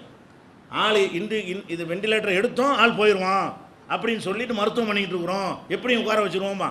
வெண்டிலேட்டர் வச்சாலும் என்ன அர்த்தம்? ஆள் ஏற்கனவே பாடி ஆகிட்டான்னு அர்த்தம். அப்போ ஆள் ஏற்கனவே போயிட்டான்னு குணமான பிறகு அதை சம்பாதிக்கிறதுக்காக வேண்டி இந்த மாதிரி செய்யக்கூடியவர்கள்லாம் இருக்கிறானே. இவன்லாம் படித்தவனா படிக்காதவனா? ஏன்டா இந்த ஒரு நோயாளி விஷயத்தில் கூட கருணை காட்டணும் நீ படிக்கலைன்னு சொன்னால் உன் படிப்பு என்னத்தை செஞ்சுருக்கு உனக்கு? இதுக்கு தான் 1 கோடி 2 கோடி சீட்டு கொடுத்து டாக்டர் ஆகுறாங்க. 1 கோடி 2 கோடின்னு சீட்டு கொடுத்து டாக்டர் வாங்கிட்டு போய் எதுக்காண்டி? இந்த மாதிரி வந்து ஒரு மனிதாபிமானமற்ற ஒரு மிருகத்தனமான செயல்களை செய்வதற்கு இந்த படிப்பு அவர்களை ஊக்குவிக்கிறது. இந்த படிப்பு அவர்களுக்கு என்ன செய்கிறது? உருவாக்கி இருக்கிறது. அப்போ ஒரு இறக்கப்பட்ட சேவையாக செய்யக்கூடியவர்கள் ரொம்ப ரொம்ப அரிதாகி விட்டார்கள், குறைந்து விட்டார்கள். அந்த காலத்தில் மருத்துவர்களுக்கு இருந்த மரியாதை போச்சு. அடிக்கிறான், ஒரு நோயாளி செத்து போயிட்டா ஆஸ்பத்திரி பூந்து அடிக்கிறான். எது காரணம்? எங்களுடைய ஃப்ராடு தெரியுது, அவ்வளோ வெளிச்சமாக தெரியுது. மருத்துவம் அந்த காலத்து நாட்டு வைத்தியம் பண்ணி செத்து போயிட்டு அவனை போய் யாரும் அடித்தாங்களா? அடிக்க மாட்டாங்க. இப்போ ஆஸ்பத்திரியில் ஒரு சிகிச்சை பண்ணி ஒருத்தன் செத்துட்டான்ட்டு வைங்க, எல்லாம் ஏன்னு கேட்டால் அந்த மாதிரி இவங்க பண்ணுறாங்க. தேவையற்ற மாதிரி அதை சாவடிக்கிற அளவுக்கு நடக்கிறாங்க, மக்களை கொள்ளையடிக்கிறாங்க. செத்து போன பாடியை கொடுக்க மாட்டான், பணத்தை கட்டிட்டு பாடியை எடுத்துகிட்டு போ அப்படின்னு சொல்லுவான். வலது கண்ணுக்கு ஆப்ரேஷன் போல் இடது கண்ணை வெட்டி விட்ருவாங்க. மயக்க மருந்து போட நமக்கு ஒன்றும் தெரியாது. ஆப்ரேஷன் இந்த கண்ணுக்கு, நல்லா இருக்கிற கண்ணை ஆப்ரேஷன் பண்ணி விட்ருவாங்க. அப்படியெல்லாம் நடந்து நினைஞ்சிருக்குது. பல பஞ்சாயத்துகள்லாம் பார்க்கணும். எந்த ஒரு தண்ணி அடிச்சுட்டு போய் இவன் இப்போ டாக்டராக இருக்கிறவன் மதுபானத்தை அருந்தி விட்டு போய் என்ன செய்கிறான்? போதையில் வலதுக்கும் இடத்துக்கு வித்தியாசம் தெரியாமல் இந்த கைக்கு பதில் அந்த கையை அறுத்து விட்டு போயிடுறான். இன்னும் சொல்ல போனால் ஏதாவது ஒரு வயிற்று வலின்னு போய் ஆப்ரேஷன் பண்ணுறேன்னு சொன்னால் ஒரு கிட்னி எடுத்துகிட்டு விட்றாங்க, நமக்கு தெரியாமையே. வயிற்று வலின்னு ஆப்ரேஷன் போகிறோமா, வயிற்றில் கட்டி இருக்குமாங்களா, சரின்னு போய் படுத்துன்னு வைங்க, திரும்பி வரும்போது ஒரு கிட்னி இருக்காது. எப்போ போய் நம்ம டெஸ்ட் பண்ண போகிறோம்? நம்ம கிட்னி சரியாக இருக்கான்னு போய் செக் பண்ணுவோம் யாராச்சும்? நம்ம பாட்டுக்கு வந்துடுவோம். அதுக்கப்புறமேல நமக்கு ஏதாவது சுகர் பிரச்சனை வந்து நீரிழிவு நோய் வந்து சக்கரை வியாதின்னு டெஸ்ட் பண்ண போகும்போது ஒரு கிட்னியை காணான்னு சொல்லுவான் 10 வருஷத்துக்கு பிறகு. அப்போ என்ன அப்போ தான் நமக்கு தெரியும் நம்மகிட்ட அன்னைக்கு எடுத்துட்டாங்கன்றது. இவ்வளவுக்கு கேவலமான செயல்களை எல்லாம் படித்தவர்கள் செய்கிறார்கள். விளங்குதா உங்களுக்கு? இந்த படிப்பு நமக்கு தேவையா? இந்த மாதிரி தான் படிப்பு இருக்குமானால் இந்த படிப்புனால நம்ம வந்து கெட்டுல போகிறோம். அதுக்கு படிக்காமல் நல்ல மனுஷன் நடந்துட்டு போயிடலாமே, படிக்காமலே இருந்து நல்ல மனிதனாகி விடலாம். அப்போ இஸ்லாமிய கல்வி என்ன சொல்லுதுன்னு கேட்டால், உன்னுடைய படிப்பு எல்லாமே கற்றபடி என்ன செய்யணும். திருக்குறளை தெய்வம்லாம் சொல்லுவாங்க தானே சொல்கிறாரு, கற்க கசடர கற்றவை கற்றபின் நிற்க அதற்கு தகங்கிறான். அப்போ முதல்ல கசடர கற்கணும். கற்க கசடரன்னா என்ன? கசடு இல்லாமல், தப்பு இல்லாமல், பிழை இல்லாமல் கற்க வேண்டும். இவங்க பிழையோடு தான் கற்கிறாங்க. சாணிக்கும் கல்லுக்கும் வித்தியாசம் தெரியல. விளங்குதா? கடவுளுக்கும் சாணி உருண்டைக்கு என்ன செய்யல, இவங்களுக்கு கசடோட கற்கிறான். அவன் கசடு இல்லாமல் கற்க சொன்னால் அந்த குறளை வாசிக்கிட்டே இவங்க செய்கிறாங்க. கற்க கசடுடன் கசடரன் அவன் சொன்னான்னு சொன்னால் கற்க கசடுடன் என்ன செய்கிறாங்க, அப்படி செய்கிறாங்க. அப்புறம் என்ன செய்யற, கற்றபின் நிற்க அதற்கு தக, கற்ற பிறகு அதன்படி நிற்க வேண்டும். கத்துட்டீங்கள, கத்தபடி செய்யணும். எது நல்லதுன்னு படிச்சியோ அது நல்லதை வந்து நடைமுறைப்படுத்தணும். எது கெட்டதுன்னு படிச்சியோ அதை விட்டு விலகிறணும். அப்படி இருக்கிறானா? அப்போ இந்த மாதிரியெல்லாம் இருக்கும் பொழுது இஸ்லாம் என்ன சொல்லுது? ஒரு ஹதீஸ் மூலமாக இஸ்லாமிய கல்வியை நீங்கள் விளங்கி கொள்ளலாம். நபிகள் நாயகம் ஸல்லல்லாஹு அலைஹி வஸல்லம் அவங்க சொல்கிறாங்க, உங்களுக்கு பல தடவை கேட்ட ஹதீஸ் தான். மறுமை நாளில் 3 பேர் கொண்டாந்து நிப்பாட்டப்படுவாங்க. ஒரு செல்வந்தன், ஒரு உயிர் தியாகி, ஒரு மார்க்க அறிஞன். இந்த 3 பேரையும் கொண்டாந்து நிப்பாட்டி என்ன செய்வான்? அல்லாஹ் விசாரிப்பான். செல்வந்தன் என்ன கேட்பான்? உனக்கு நிறைய பணம்லாம் கொடுத்தனப்பா, நீ என்ன செஞ்ச? அவன் என்ன சொல்லுவான்? நான் நிறைய கஞ்சனாக இருந்தால் ஒன்றும் பேசலாது. அவனை நிப்பாட்டில் இப்போ வாரி வாரி வழங்கின வள்ளலை தான் எல்லாம் நிப்பாட்டி கேட்குறான். அவன் சொல்லுவான், நான் வாரி வாரி வழங்கினேன், நல்ல காரியத்தில் அள்ளி அள்ளி கொடுத்தேன் அப்படிமா. அல்லாஹ் என்ன சொல்லுவான்? நீ அதெல்லாம் செஞ்ச, எனக்காக செய்யலை, வள்ளல்னு பேர் வாங்குறதுக்கு செஞ்ச. நீ செஞ்சது நிஜம். எதுக்காக செஞ்சேன்னு கேட்டால், வள்ளல் எல்லாம் கொடை வள்ளல்னு உன்னை புகழணும் என்பதற்காக செஞ்ச. புகழ்ந்துட்டாங்க, ஊர்லேயே உலகத்திலே உன்னை புகழ்ந்துட்டாங்க, இவனை நரகத்துக்கு கொண்டு போங்கன்றான் அல்லாஹ். அதே மாதிரி வந்து ஒரு உயிர் தியாகி, மனுஷன்ட்ட இருக்கிறதுல பெருமதியானது உயிர் தானே. உயிருக்கு நிகரான என்ன பொருள் நம்மகிட்ட என்ன இருக்குது? ஒன்றும் கிடையாது. உயிர் போட்டால் எதுவுமே இல்லை. அப்போ அந்த உயிரையே ஒருத்தன் அல்லாவுக்காக தியாகம் பண்ணால் சின்ன விஷயமா? உயிரையே தியாகம் பண்ணிவிட்டு இந்த உலகத்திலே பணம் வேணாம், காசு வேணாம், வாழ்க்கை வேணாம், மனைவி வேணாம், மக்கள் வேணாம், புருஷன் வேணாம், பொண்டாட்டி வேணாம்ட்டு ஒரு நல்ல காரியத்துக்காக வேண்டி உயிரை தியாகம் பண்ணுறான்னு சொன்னால், இதுக்கு ஈடான, இதுக்கு நிகரான ஒரு தியாகம் உலகத்தில் இருக்க முடியாது. இந்த தியாகத்தை இவன் செஞ்சுருக்கிறான்.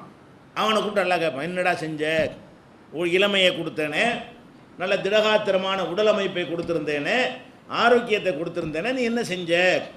அவன் என்ன செய்வான்? உன் பாதையில் நான் என்னுடைய உயிரை கொடுத்துட்டேனே, உயிரை கொடுத்துட்டு தான் நிற்கிறேன் அப்படின்னு அவன் சொல்லுவான். அல்லாஹ் என்ன செய்வான்? நீ உயிரை கொடுத்த நிஜம், எது கொடுத்த?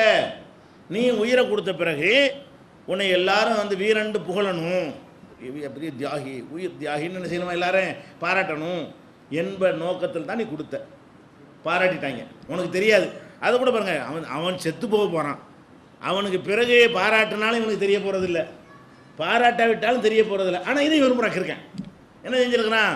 நம்மளை எல்லோரும் பாராட்டுவாங்க, பாராட்டினா உனக்கு என்ன பாராட்டணும் தெரிய போகுதா? நீ தான் மண்டை போட்டுறிய.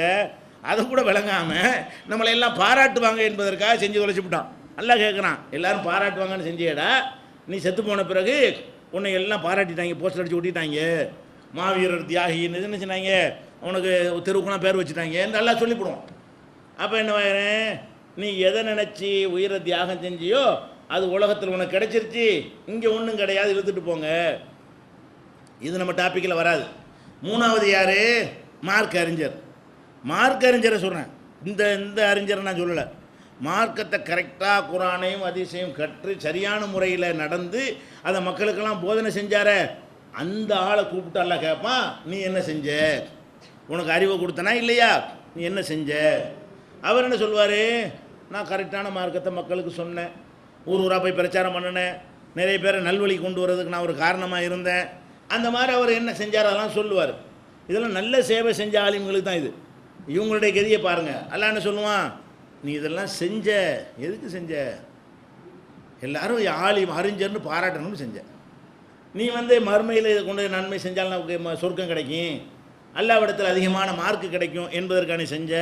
எதுக்கு செஞ்ச?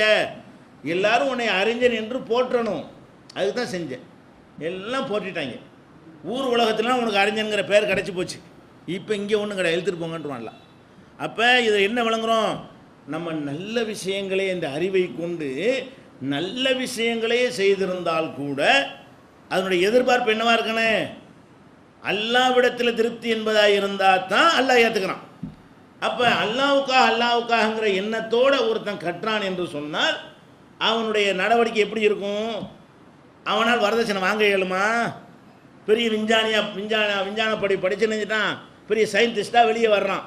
இந்த சயின்டிஸ்டாக வந்தவனுக்கு என்ன வரணும்? இதை நாம் படித்தது, இதை எப்படி மக்களுக்கு பயனுள்ளதாக ஆக்குவது, மக்களுக்கு நன்மை செய்யக்கூடிய வகையில் எப்படி பயன்படுத்துவது, அப்படி நம்மால் மக்கள் நன்மை பெற்றார்களே ஆனால் நமக்கு இறைவன் கூலி தருவான் என்று அவன் படித்திருந்தானே ஆனால் அவனுக்கு மறுமையில் என்ன செய்யும்? வெற்றி கிடைக்கும். அப்படி இல்லாமல் நம்மளை எல்லாரும் பாராட்டணும் என்று நினைத்து படித்து நல்ல காரியம் செஞ்சால் கூட சயின்டிஸ்ட் ஆகி ஊர் மக்களுக்கெல்லாம் நல்லது செய்கிறான், நோக்கம் என்னவா இருக்கிறது? அவனுக்கு உலக புகழ் நோக்கமாக இருக்கிறது. அதை எதிர்பார்த்தா கூட ஒன்றும் கிடைக்காதுங்கிறான். அப்போ இவன் கெட்டது செஞ்சவனுடைய கதி என்ன ஆகுறது? படிச்சுப்பிட்டு நல்லது செஞ்சால் கூட என்ன மாதிரி செய்யணுமா? ஒருத்தன் பார்த்துக்கிட்டு இருக்கிறான், அவனுக்கு பதில் சொல்லி ஆகணும், அவன் முன்னாடி நம்ம மாட்டிக்கிறக்கூடாது, அவனுடைய கேள்வி கணக்கில் தப்பிக்கணும் என்பதற்காக செஞ்சால் மட்டும்தான் நல்ல காரியத்துக்கு இந்த மார்க்கத்தில் பரிசு கிடைக்கும். என்றால் இந்த எண்ணத்தோடு உங்களுடைய படிப்பு அமைந்திருந்தால் உங்களை அது எப்படி பக்குவப்படுத்தும், எப்படி உங்களை பண்படுத்தும்? ஒவ்வொரு வினாடி ஒவ்வொரு ஸ்டெப் எடுத்து வைக்கும் பொழுதும் இதை அல்லாஹ் பார்க்கிறான். ஒரு காரியத்தை செய்யும் பொழுது இதை அல்லாஹ் பார்க்கிறான், பேசும் பொழுது அல்லாஹ் பார்க்கிறான். அப்போ ஒன்றை அல்லாஹ் பார்க்கிறான், அல்லாஹ் பார்க்கிறான், அல்லாஹ் பார்க்கிறான் என்றே உங்களுடைய வாழ்க்கை அமைந்தால் அது பண்படுத்துமா படுத்தாதான்? அப்படி அமையலை என்றால் நீங்கள் அந்த எண்ணத்தை உண்டாக்காமல் போனீங்கன்னு சொன்னால் நீங்கள் படிக்கலைன்னு அர்த்தம். நீங்கள் படிச்சிட்டீங்க, பேப்பர் வாங்கிட்டீங்க, நாங்கள் படித்ததுக்கு பட்டம் கொடுத்துருவோம், உங்களை இது பண்படுத்தலைன்னு சொன்னால் அல்லாவை பொறுத்த வரைக்கும் நீங்கள் என்ன செய்யலை? இஸ்லாமிய கல்வியை படிக்கலைன்னு அர்த்தம். அங்கே அந்த லிஸ்ட்டில் வந்துடும். எந்த லிஸ்ட்டில்? இழுத்துட்டு போங்கன்னு எல்லாம் சொல்கிறான்ல, ஆலிமாண்டு எல்லாரும் சொல்லணுங்கிறக்கான படித்த சொல்லிட்டாங்கல்ல, போய் எடுத்துகிட்டு போ அப்படின்னு நல்லா சொல்லிடுவான். அப்போ அதனால் இஸ்லாத்தை பொறுத்த வரைக்கும் இஸ்லாம் சொல்கிற கல்வி என்னன்னு கேட்டால் எதை வேண்டாலும் நீங்கள் படிங்க. படிக்கிறது என்னவா இருக்கணும்னு கேட்டால் கெட்டதை படிக்காதீங்க, நல்லதை படிங்க. நல்லதை படிக்கிறது எதுக்கு படிக்கணும்னு கேட்டால் அதன் மூலம் மறுமையில் வெற்றி பெறுவது படிக்கணும். அதன் மூலமாக மறுமையில் வெற்றி பெற படிங்க. ஆனால் இன்றைக்கி நம்ம பார்க்குறோம், மார்க்க அறிஞர்கள் படிக்கிறாங்கல்ல, இந்த ஆலிம்கள், இவங்க நான் சொன்ன டாக்டர் சொன்ன பாருங்க, அதை விட மோசமாக இருக்கிறாங்க. இந்த டாக்டர்கள்லாம் எப்படி மக்களை ஏமாத்துறாங்களோ அந்த மாதிரி மார்க்க அறிஞர்னு சொல்லக்கூடியவங்க மார்க்கத்தை சரியாக சொல்லி மறுமை நம்பிக்கையை ஊட்டி மக்களை அதை பண்படுத்தி மேலே கொண்டு போவதற்கு உழைப்பதற்கு பதிலாக எப்படி மார்க்க அறிஞர்கள் இருக்கிறாங்க? அவங்களுடைய மடமையை பயன்படுத்தி எப்படி ஏமாற்றலாம், அவனுக்கு ஒன்று குரான் தெரியாமல் இருக்கிறான், ஹதீஸ் தெரியாமல் இருக்கிறான், என்ன சொன்னாலும் நம்பிடுவான் என்ற ஒரு பலவீனத்தை பயன்படுத்தி கொண்டு அவங்களுக்கு ஆதாயம் தரக்கூடியதெல்லாம் மார்க்கண்ட் ஆக்கினாங்களா இல்லையா? அது அவன் செஞ்சதை விட கூடியவனாக இவன் இருக்கிறான். அவனாவது உலகத்தில் சம்பாதிக்கிறதுக்கான ஒரு துறையை சம்பாதிக்கிறதுக்கு பயன்படுத்திக்கிட்டான். இது சம்பாதிக்கிறதுக்குள்ள துறையா? மார்க்க கல்வி என்பது பணத்தை சம்பாதிப்பதற்குரிய ஒரு துறையானா கிடையாது. இது நம்மை நல்ல வழியில் செலுத்துவதற்கும் மற்றவர்களை நல்ல வழியில் கொண்டு செல்வதற்கு மாத்திரம் உள்ள ஒரு துறை. இதை படித்த ஒரு ஆலிம் என்ன செய்கிறான்னு கேட்டால் தாயத்து போடுங்கிறான். இது மடமேண்டு அவனுக்கு தெரியுது, இது மார்க்கத்தில் இல்லைன்னு அவனுக்கு தெரியுது, ஆனாலும் செய்கிறான். காரணம் என்னன்னு கேட்டால் அதில் வருமானம் கிடைக்கிறது, பணம் தான். மேட்ரு என்னது? கல்வின்னா பணம், மார்க்க கல்வியும் பணம் தான். கல்வினால என்னன்னு கேட்டால் பணம் சம்பாதிக்கணும். அதுக்கு மார்க்க கல்வி வச்சு சம்பாதிச்சாலும் சம்பாதிப்பேன், உலக கல்வியை வச்சு சம்பாதிச்சாலும் சம்பாதிப்பேன். எந்த மாதிரியான கல்வின்னு எனக்கு பிரச்சனை கிடையாது. பணம் வேணும். இவன் டாக்டர் பண்ண என்ன செஞ்சுருப்பான்? இவங்களெல்லாம் மிஞ்சிருப்பான். இந்த மாதிரி ஒருத்தன் ஒரு டாக்டர் ஆகியிருந்தான்னு சொன்னால் மக்களுடைய அறியாமையை பயன்படுத்திக்கிட்டு ஒரு ஆன்மீக நம்பிக்கையை செதைச்சி சீரழிக்கிறானா இல்லையா? இவன்லாம் டாக்டர் படித்தா என்ன ஆகிருப்பான்? அப்போ மார்க்க அறிஞர்கள்னு படிச்சுட்டு வர்றாங்க, இவர்கள் மற்றவர்களை விட ஏதாவது வித்தியாசமாக இருக்கிறாங்களா? இவங்களை பண்படுத்தி இருக்கிறதா? இல்லை. என்ன மாதிரி ஏமாத்துறது ரெடியாக இருக்கிறாங்க. எல்லாம் பொய் சொல்வதற்கும், அல்லாஹ் சொன்னான்னு சொல்வதற்கும், அல்லாஹ் ரசூல் சொல்லாத வணக்கங்களையெல்லாம் புதுசாக உண்டாக்கி மக்கள் மத்தியில் திணிப்பதற்கும் இவங்களுக்கு தைரியம் வருகிறது. ஒரு டாக்டருக்கு இப்படி வராது. ஒரு டாக்டருக்கு படிக்கிறான்னு சொன்னால் அந்த மெடிக்கலில் என்ன படித்தான்னு அதுதான் அவன் சொல்ல முடியும். அறிவு ஆய்வு இல்லாத ஒன்றை புதுசாக கொண்டே மக்கள்கிட்ட என்ன செய்ய முடியாது. இவனா ஒரு மருந்தை தயாரித்து கொடுக்க முடியாது. அவனுக்கு கூட ஒரு கண்ட்ரோல் இருக்கிறது. இந்த மார்க் அறிஞர் அதுவும் கண்ட்ரோல் இல்லை. குரானில் இருக்கிறத சொல்கிறா, ஹதீஸில் இருக்கிறத சொல்கிறான்னு கூட கற்றுக் கொடுக்க மாட்டேங்கிறாங்க. அவன் என்ன செய்யறான், வாயில் வந்ததையெல்லாம் அவன் பாட்டுக்கு சொல்லி கொடுத்துக்கிட்டு இருக்கிறான். வாயில் வந்ததையெல்லாம் ஒரு மெடிசன் சொல்லி ஒரு டாக்டர் சொல்ல மாட்டார். வாயில் வந்தபடியெல்லாம் மனசில் தோணுனபடியெல்லாம் ஒரு என்ஜினியர் பிளான் போட மாட்டார். ஆனால் அதுக்கு அவர் படித்த அந்த விதியின் படி தான் எல்லாமே செய்வார். அதை அழகுபடுத்துவது டெவலப் பண்ணுவதை செய்வாரே தவிர பேசிக்கு ஒரு படித்ததில் இருக்கும். இவன் என்ன செய்கிறான், பேசிக்கே இல்லாமல் வெள்ளிக்கிழமனும் போய் சனிக்கிழமனும் போய் வா சொல்கிறான். அத்தனை ரக்கா தொழுவும் இத்தனை ரக்கா தொழுவுங்கிறான். எங்கேருந்து அவனை யாரா சொன்னால் அதெல்லாம் கிடையாது. என் இஷ்டத்துக்கு செய்வேன், சம்பாதிக்கணும், புகழடையணும். அப்போ இந்த மாதிரியாக மார்க்க அறிவு பெற்றவர்கள் தான் நம்மளை மடமையில் ஆழ்த்தி இதே மாதிரி சம்பாதிக்கிற காட்சியை நம்ம பார்க்குறோம். இந்த மாதிரியான மார்க் அறிஞராக நீங்கள் இருந்துடக்கூடாது. நீங்கள் படிச்சிருக்கிறீங்கன்னு கேட்டால் நம்ம மார்க்கத்தை கற்றுட்டோம் எல்லோரும் செய்கிற மாதிரி நம்மளே என்ன செய்வோம். இது ஒரு புகழ் போதை. பணத்தை விட முக்கியமான விஷயம் என்ன தெரியுமா, இந்த அறிஞர்ன்னு சொல்லும்போது வரக்கூடிய அந்த இது இருக்குது பாருங்கள், கிளுகிழுப்பு. அதுக்கு தான் எல்லோரும் மயங்கிடுறானுவோ. படிக்காத ஆள் மத்தியில் ஒரு படிப்புன்னு சொன்னோன்னே நம்ம இது அப்படியே இப்படி பயங்கரமான கிரீடத்துக்கு தலையில் வச்ச மாதிரி இருக்கும். அதனால் என்ன பண்ணுவாங்க, இந்த படிச்சுட்டு வந்தவொன்னே எல்லாரும் போடுற மாதிரி ட்ரெஸ் அவன் போட மாட்டான். எல்லாரும் சட்டை போட்டு அவன் என்ன செய்வான், இவங்க நம்ம வேறையில் நம்ம ஜிப்பாவை போடும் முழங்காலுக்கு இல்லை அப்படின்னு ஜிப்பாவை போடுவான்.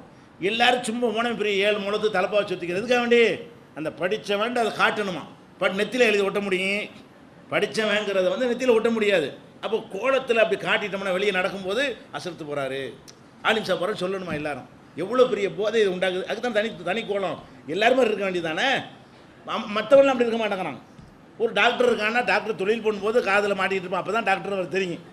வண்டியில் டாக்டர்னு இந்த ஸ்டிக்கர் ஒட்டியிருப்பான் காரில், அப்போ வேண்டாம் தெரியும். தெருவில் போயிட்டு இருந்தான்னு சொன்னால் அவர் டாக்டர் தானே கண்டுபிடிக்கலுமா. அறிமுகம் இல்லாட்டி இவர் டாக்டரு, இவர் இன்ஜின் கண்டுபிடிக்க இயலாது. அசரத்தை கரெக்டாக கண்டுபிடிச்சிடலாம். வெளியில் போனார்னு சொன்னால் பெரிய தலைப்பா பெரிய ஜிப்பான்னு என்ன வாயிரு அசர்த்து போகிறாரு, பெரிய தாடி பெரிய தலைப்பா பெரிய ஜிப்பா அப்போ என்ன பண்ணுறாங்கன்னு கேட்டால் இது ஒரு புகழ். மார்க் அறிஞர் என்று சொல்வதோ அல்லது வேறு எந்த வகையான அறிஞர் என்று சொல்வதோ ஒரு விதமான போதையை ஏற்படுத்திடும். இந்த போதை என்னவாகும்னு கேட்டால் அடுத்தவனை மட்டம் தட்ட சொல்லும், தன்னை பற்றி உயர்வாக நினைக்க சொல்லும், ஒரு கர்வத்தை உண்டாக்கும். கல்வியை நல்ல கல்வியை நீங்கள் கற்றாலும் சரி கெட்ட கல்வியை கற்றாலும் சரி உங்களுக்கு என்னத்தை ஏற்படுத்துங்க, இது கர்வத்தை ஏற்படுத்தும். ஏற்படுத்தியதை பார்க்குறோம். எந்த அளவுக்கு பார்க்குறோம், குறிப்பாக நீங்கள் ஆலிமாக்களாக இருக்கனால சொல்ல வேண்டி இருக்கிறது. ஒரு காலம் இருந்தது, ஆரம்பத்தை தௌஹீது எழுச்சியுடைய ஆரம்ப காலத்தில் எல்லாம் பொண்ணு கேட்பாங்களா, பொண்ணு கேட்கும்போது என்ன செய்வாங்கன்னா ஒரு ஆலிமா பொண்ணு வேணும்னு விளம்பரமே கொடுப்பாங்க. முன்னூறுலாம் விளம்பரம் கொடுக்கும்போது ஏகத்துவத்தில் விளம்பரம் கொடுக்கும் பொழுது என்ன கொடுப்பாங்க, எனக்கு இந்த மாதிரி மணப்பெண் தேவை, ஆலிமாக இருக்க வேண்டும்னு கொடுப்பார்கள். அது ஒரு 15 வருஷத்துக்கு முன்னாடி நம்ம பார்த்த ஒரு நிலைமை. இப்போ கேட்கும்போது என்ன பண்ணுறான்னு கேட்டால் ஆலிமாக இருக்க வேண்டாம்ங்கிறான். தௌஹீதில் தான் பொண்ணு தேடுறான், அவன் என்ன செய்கிறான், ஆலிமா வேணாம் அப்படிங்கிறான். ஏன்டா ஆலிமா வேணாங்கிற, ஆலிமா வேணும்னு சொன்னான். எதுக்கு சொன்னான், அவன் என்ன நினச்சான்னு கேட்டால் நமக்கு மார்க்கும் தெரியலை, ஒரு ஆலிமா படித்தா மார்க்கும் தெரிஞ்சிருக்கும், மார்க்கம் தெரிஞ்சால் மார்க்கத்தில் சொல்லி கொடுக்குற மாதிரி கணவனை என்ன செய்யும், மதிக்கும். மார்க்கத்தில் சொல்லி கொடுக்குற மாதிரி கணவனுடைய தாயாக இருக்கக்கூடிய மாமியாரை மதித்து நடக்கும். மார்க்கத்தில் சொல்லி கொடுக்குற மாதிரி பிள்ளைகளை மார்க் அடிப்படையில் வளர்க்கும். நமக்கு தான் தெரியலை, வெளிநாட்டுக்கு போயிடுறோம். நம்ம பொண்டாட்டி இந்த மாதிரி நல்லபடியாக இருந்தாங்கன்னு சொன்னால் மார்க்குன்னு சொல்லபடி போனால் குழப்பம் வராது தானே, நல்லபடியாக குடும்பம் நடத்துவாங்க அப்படிங்கிற மாதிரி நினைத்து ஆசைப்பட்டு ஒரு காலத்தில் அதை விரும்பினான். ஏன் அப்படி விரும்பினா, மார்க்க கல்வி பண்படுத்தும் என்று விளங்கி வச்சுருந்தான். அவன் என்ன நம்பினா, மார்க்க கல்வி கட்டுறாங்கன்னு சொன்னால் கண்டிப்பாக பண்பட்டவர்களாகத்தான் பெண்கள் இருப்பார்கள் என்று நினைத்து ஆசைப்பட்டான். இப்போ என்ன செய்கிறான், இந்த மாதிரி ஆசைப்பட்டு கல்யாணம் பண்ணாங்கல்ல அதை பார்க்குறான். ஆசைப்பட்டு ஆலிமா வேணும்னு கல்யாணம் பண்ண குடும்பத்தை பார்த்தா இந்த ஆலிமா நுழைஞ்ச உடனே 3வது மாதம் தனி கொடுத்தணும் பார்க்குறான். 3 மாதம் தான் ஆகுது ஆலிமா நுழைஞ்சிருக்கிறது. 3 மாதத்துக்கு இடையிலேயே உங்கள் அம்மா விட்டு நீ தனியாக வந்தால் தான் நான் உன்னோட இருப்பேன். நீ என்ன படித்த, நீ இப்போ ஆலிமா என்ன படித்த, நீ அவன் தாயை கவனிக்கணுமா இல்லையா, அது மார்க்கத்தில் உள்ளதை யார் கவனிப்பா தாயை. அப்போ பெண்கள் தாயை கவனிக்க முடியாது, உங்கள் அண்ணன்மாரும் கவனிச்சிக்கிடுவாங்க, உங்கள் தம்பிமாரும் கவனிச்சிக்கிடுவாங்க உங்கள் அம்மாவை. அப்போ பெண்கள் ஒரு ஆண் வீட்டில் போய் இருக்கக்கூடிய நேரத்தில் அந்த தாயை எங்கே விரட்டி விடுறது, அப்போ இந்த தனி குடித்தனம் அந்த கேஸெல்லாம் பார்க்குறாங்க. அந்த மாதிரி சாவியை கொடுத்து அந்த மாதிரி செய்யக்கூடிய காட்சியை பார்க்குறது. அதே மாதிரி வீட்டுக்குள்ளே ஏதாவது சொன்னால் உடனே மார்க்கத்தை கேடயமாக பயன்படுத்துறது. மார்க்கத்தில் சில உரிமைகள் வழங்கப்பட்டிருக்கும்ல, உடனே உரிமை பிரச்சனை ஆகிறது. ஒரு நல்ல அறிவுரைகள் சொன்னால் கூட என்ன செய்கிறதில்ல, உரிமை பிரச்சனை ஆகிறது. உன்னைய விட நான் பெருசு, கர்வம். நீ என்ன படித்த, நல்ல மார்க்கத்தை படிச்சிருக்கேன், நீ மார்க்கத்தை படிச்சியா, உனக்கு என்ன தெரியும் அப்படின்னு சொல்லி மாமியாரையும் புருஷனை எதிர்த்து பேசுகிறது. இந்த மாதிரிலாம் பார்த்து டார்ச்சர் ஆகி பல கேஸுகள் என்ன பண்ணுறாங்கன்னு கேட்டால், கல்யாணம் பண்ணி 6 மாதம் கூட ஆகிருக்காது, ஜமாத்து கடிதம் வந்துடும், எங்களுக்கு வந்து டைவர்ஸ் பண்ணி கொடுங்க. சில பேரே அந்த பொண்டாடி சொல்கிற கேட்டுட்டு அம்மா விட்டு ஓடி போயிடுறான். அதுவும் மக்கள் பார்க்குறாங்க, ஆஹா இது டேஞ்சராக இருக்குது. ஆலிமான்னு சொன்னால் மற்ற சாதா பொம்பளைலாம் குடும்பத்தோடு இணங்கி வாழ்ந்துக்கிட்டு இருக்கிறாங்க. ஆலிமா பொண்ணு என்ன பண்ணிருச்சு, பெத்த தாயை தெருவில் விட்டு போயிடுச்சுன்னு வருமா இல்லையா? அவன் எதுக்காக வேண்டிய ஆலிமா பொண்ணு ஆசைப்பட்டான், நம்ம தாயெல்லாம் நல்லா கவனிச்சிக்கிடுவாங்கன்னு ஆசைப்பட்டான். அது நடக்கலை. அவன் எதை ஆசைப்பட்டானோ அது நடக்கலை. அடுத்து என்ன பண்ணுறான், அவனே பார்க்குற சில பேர் இதெல்லாம் மயங்க மாட்டான். இந்த மாதிரி கல்யாண மந்திரம் ஓதி தனி கொடுத்தனும் போகலான்னு சொன்னால் அவனுக்கு அதெல்லாம் அதில் மயங்காதவனாக இருந்தான்னு வைங்களேன், அவன் ஸ்ட்ரைட்டாக பேசுகிறான்னு வைங்க. அப்போ என்ன பஞ்சாயத்தாகும், அவங்க 2 பேருக்கும் பஞ்சாயத்து ஆகிக்கணும். நான் படித்தேன்னா நீ படித்தா, நான் ஆலிமாவா நீ ஆலிமா, இந்த மாதிரி டைப்பில் என்ன செய்வாங்க, இவங்களுடைய பேச்சு நட உடை பாவனை எல்லாமே அமைந்துருமா. அமைந்த உடனே என்னவாகும், அவனுக்கு பிடிக்காது. நம்ம ஒன்று நினச்சோம், இது வேறு மாதிரில இருக்குது, உடனே எங்களுக்கு வேணாம் ரத்து பண்ணி விடுங்கன்னு சொல்லி எத்தனை ஆலிமாக்களை கட்டின ஆளுக்கு வந்து டைவர்ஸ் மனு கொடுக்குறாங்க இந்த ஜமாத்திலேயே. அப்போ அது என்ன இப்போ ஏற்பட்டிருக்குது, மார்க்கத்தை கற்றுட்டாங்கன்னு சொன்னால் மண்டக்கணத்தோடு இருப்பார்கள், பங்கோப்பட மாட்டார்கள் கருத்து நீ உருவாக இருக்கிறது, பரவி கொண்டு இருக்கிறது. அப்போ எத்தனை ஆலிமாக்களை விட்டுவிட்டு சாதாரண பெண்களை கல்யாணம் பண்ணுகிறார்கள்லாம் கோவிக்க முடியாது. அதை மாற்றணும், உங்களுடைய நடத்தைகள் மூலமாக மாற்றி நீங்கள் ஒரு இல்லற வாழ்க்கையில் ஈடுபடுறதை பார்த்துட்டு அந்த கருத்தை பிறகு மாறும். இந்த கருத்தை நம்மளாக விதைச்சோம், ஆலிமா பொண்ணு தான் வேணுங்கிற கருத்தை நம்மளாக விதைச்சோம், அதுவாக அந்த உள்ளத்தில் வந்தது. வேணாண்ட கருத்துக்கு வந்திருக்கிறான் அதிகமான பேர், அதை நாமளாக விதைச்சோம். இந்த சூழ்நிலைகள் அதை உண்டாக்குறது. அதே மாதிரி நீங்கள் சூழ்நிலைகளை மாற்றினா தான் இது மாறும். என்ன செய்யணும், படிச்சிட்டோமா, படித்ததுனால திமுரு கர்வம்லாம் வரக்கூடாது. நாளைக்கு எல்லாம் என்ன தெரிஞ்சிட்டோம், பெருசாக தெரிஞ்சிட்டியே, ஒன்றும் கிடையாது. நாங்களும் ஒன்று தேடிக்கிட்டு தான் இருக்கிறோம். பல வருஷங்களாக நாங்கள் 30-40 வருஷமாக கித்தாபோடவே கையமாக இருந்துக்கிட்டு இருந்தாலும் எங்களுடைய படிப்பு முடிஞ்சிருச்சா, இன்றைக்கி வரைக்கும் தேடிக்கொண்டு தான் இருக்கிறோம். யாரும் வந்து எல்லாத்தையும் கற்றுக்கொள்ளவே முடியாது. கற்றுக்கொள்ள வேண்டிய விஷயங்கள் என்ன இருக்கிறது, நிறைய இருக்கிறது.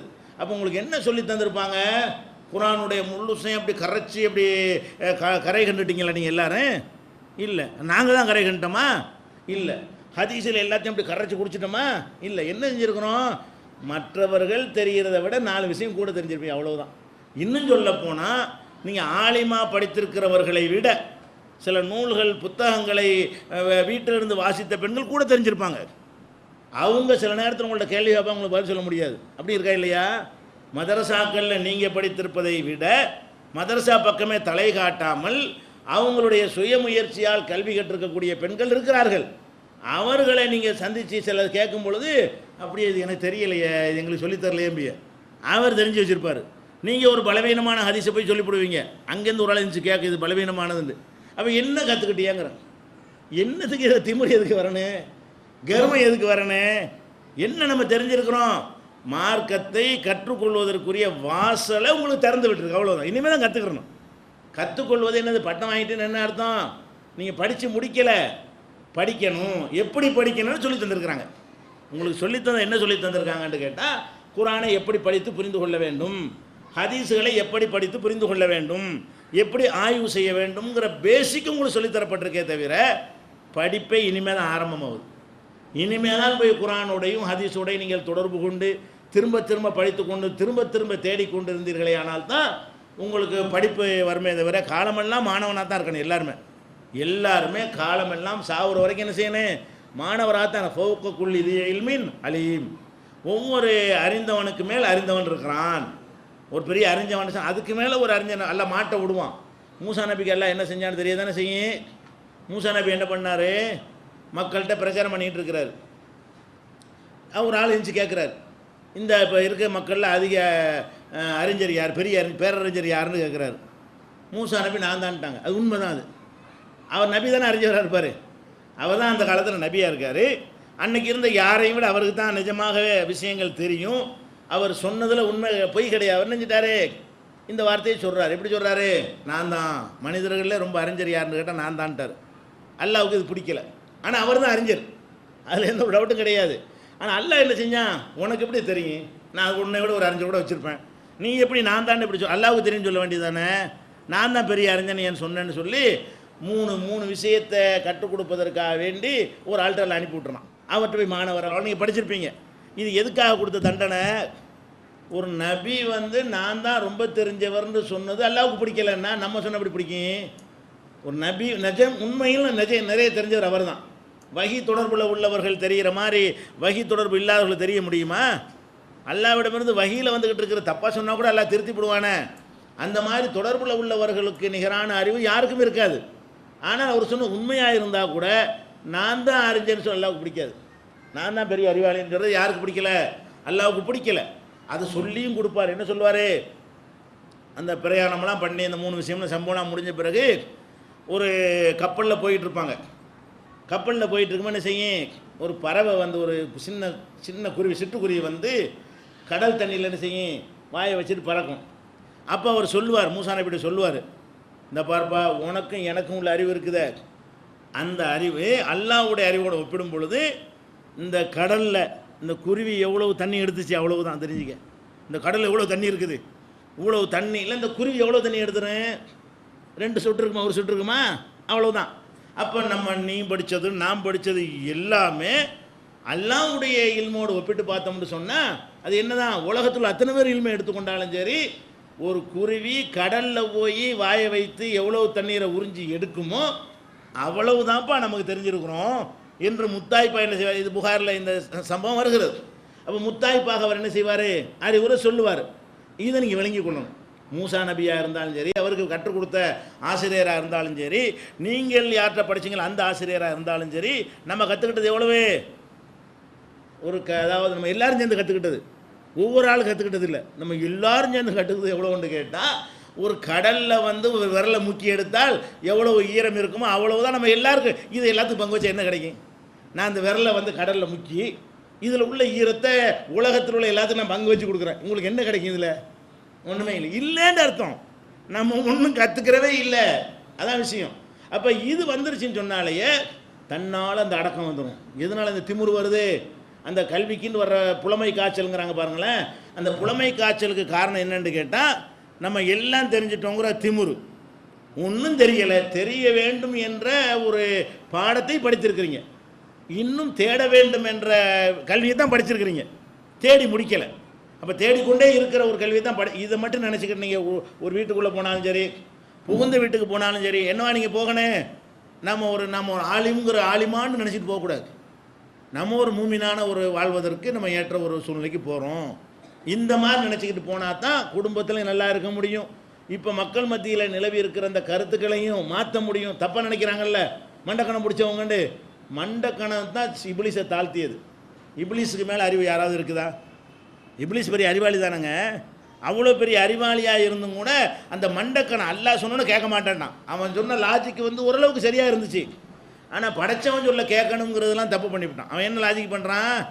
அப்போ நான் வந்து மெட்டீரியல் உயர்ந்த மெட்டீரியலில் படைக்கப்பட்டிருக்கிறேன், நீ வந்து அவர் மண்ணில் படைக்கப்பட்டிருக்கிறாரு, நான் ஏன் போய் அவருக்கு பணியணும்? உனக்கு நான் பண்ணுவேன், அல்லாவுக்கா சைதா செய்ய மாட்டான்டாவன்.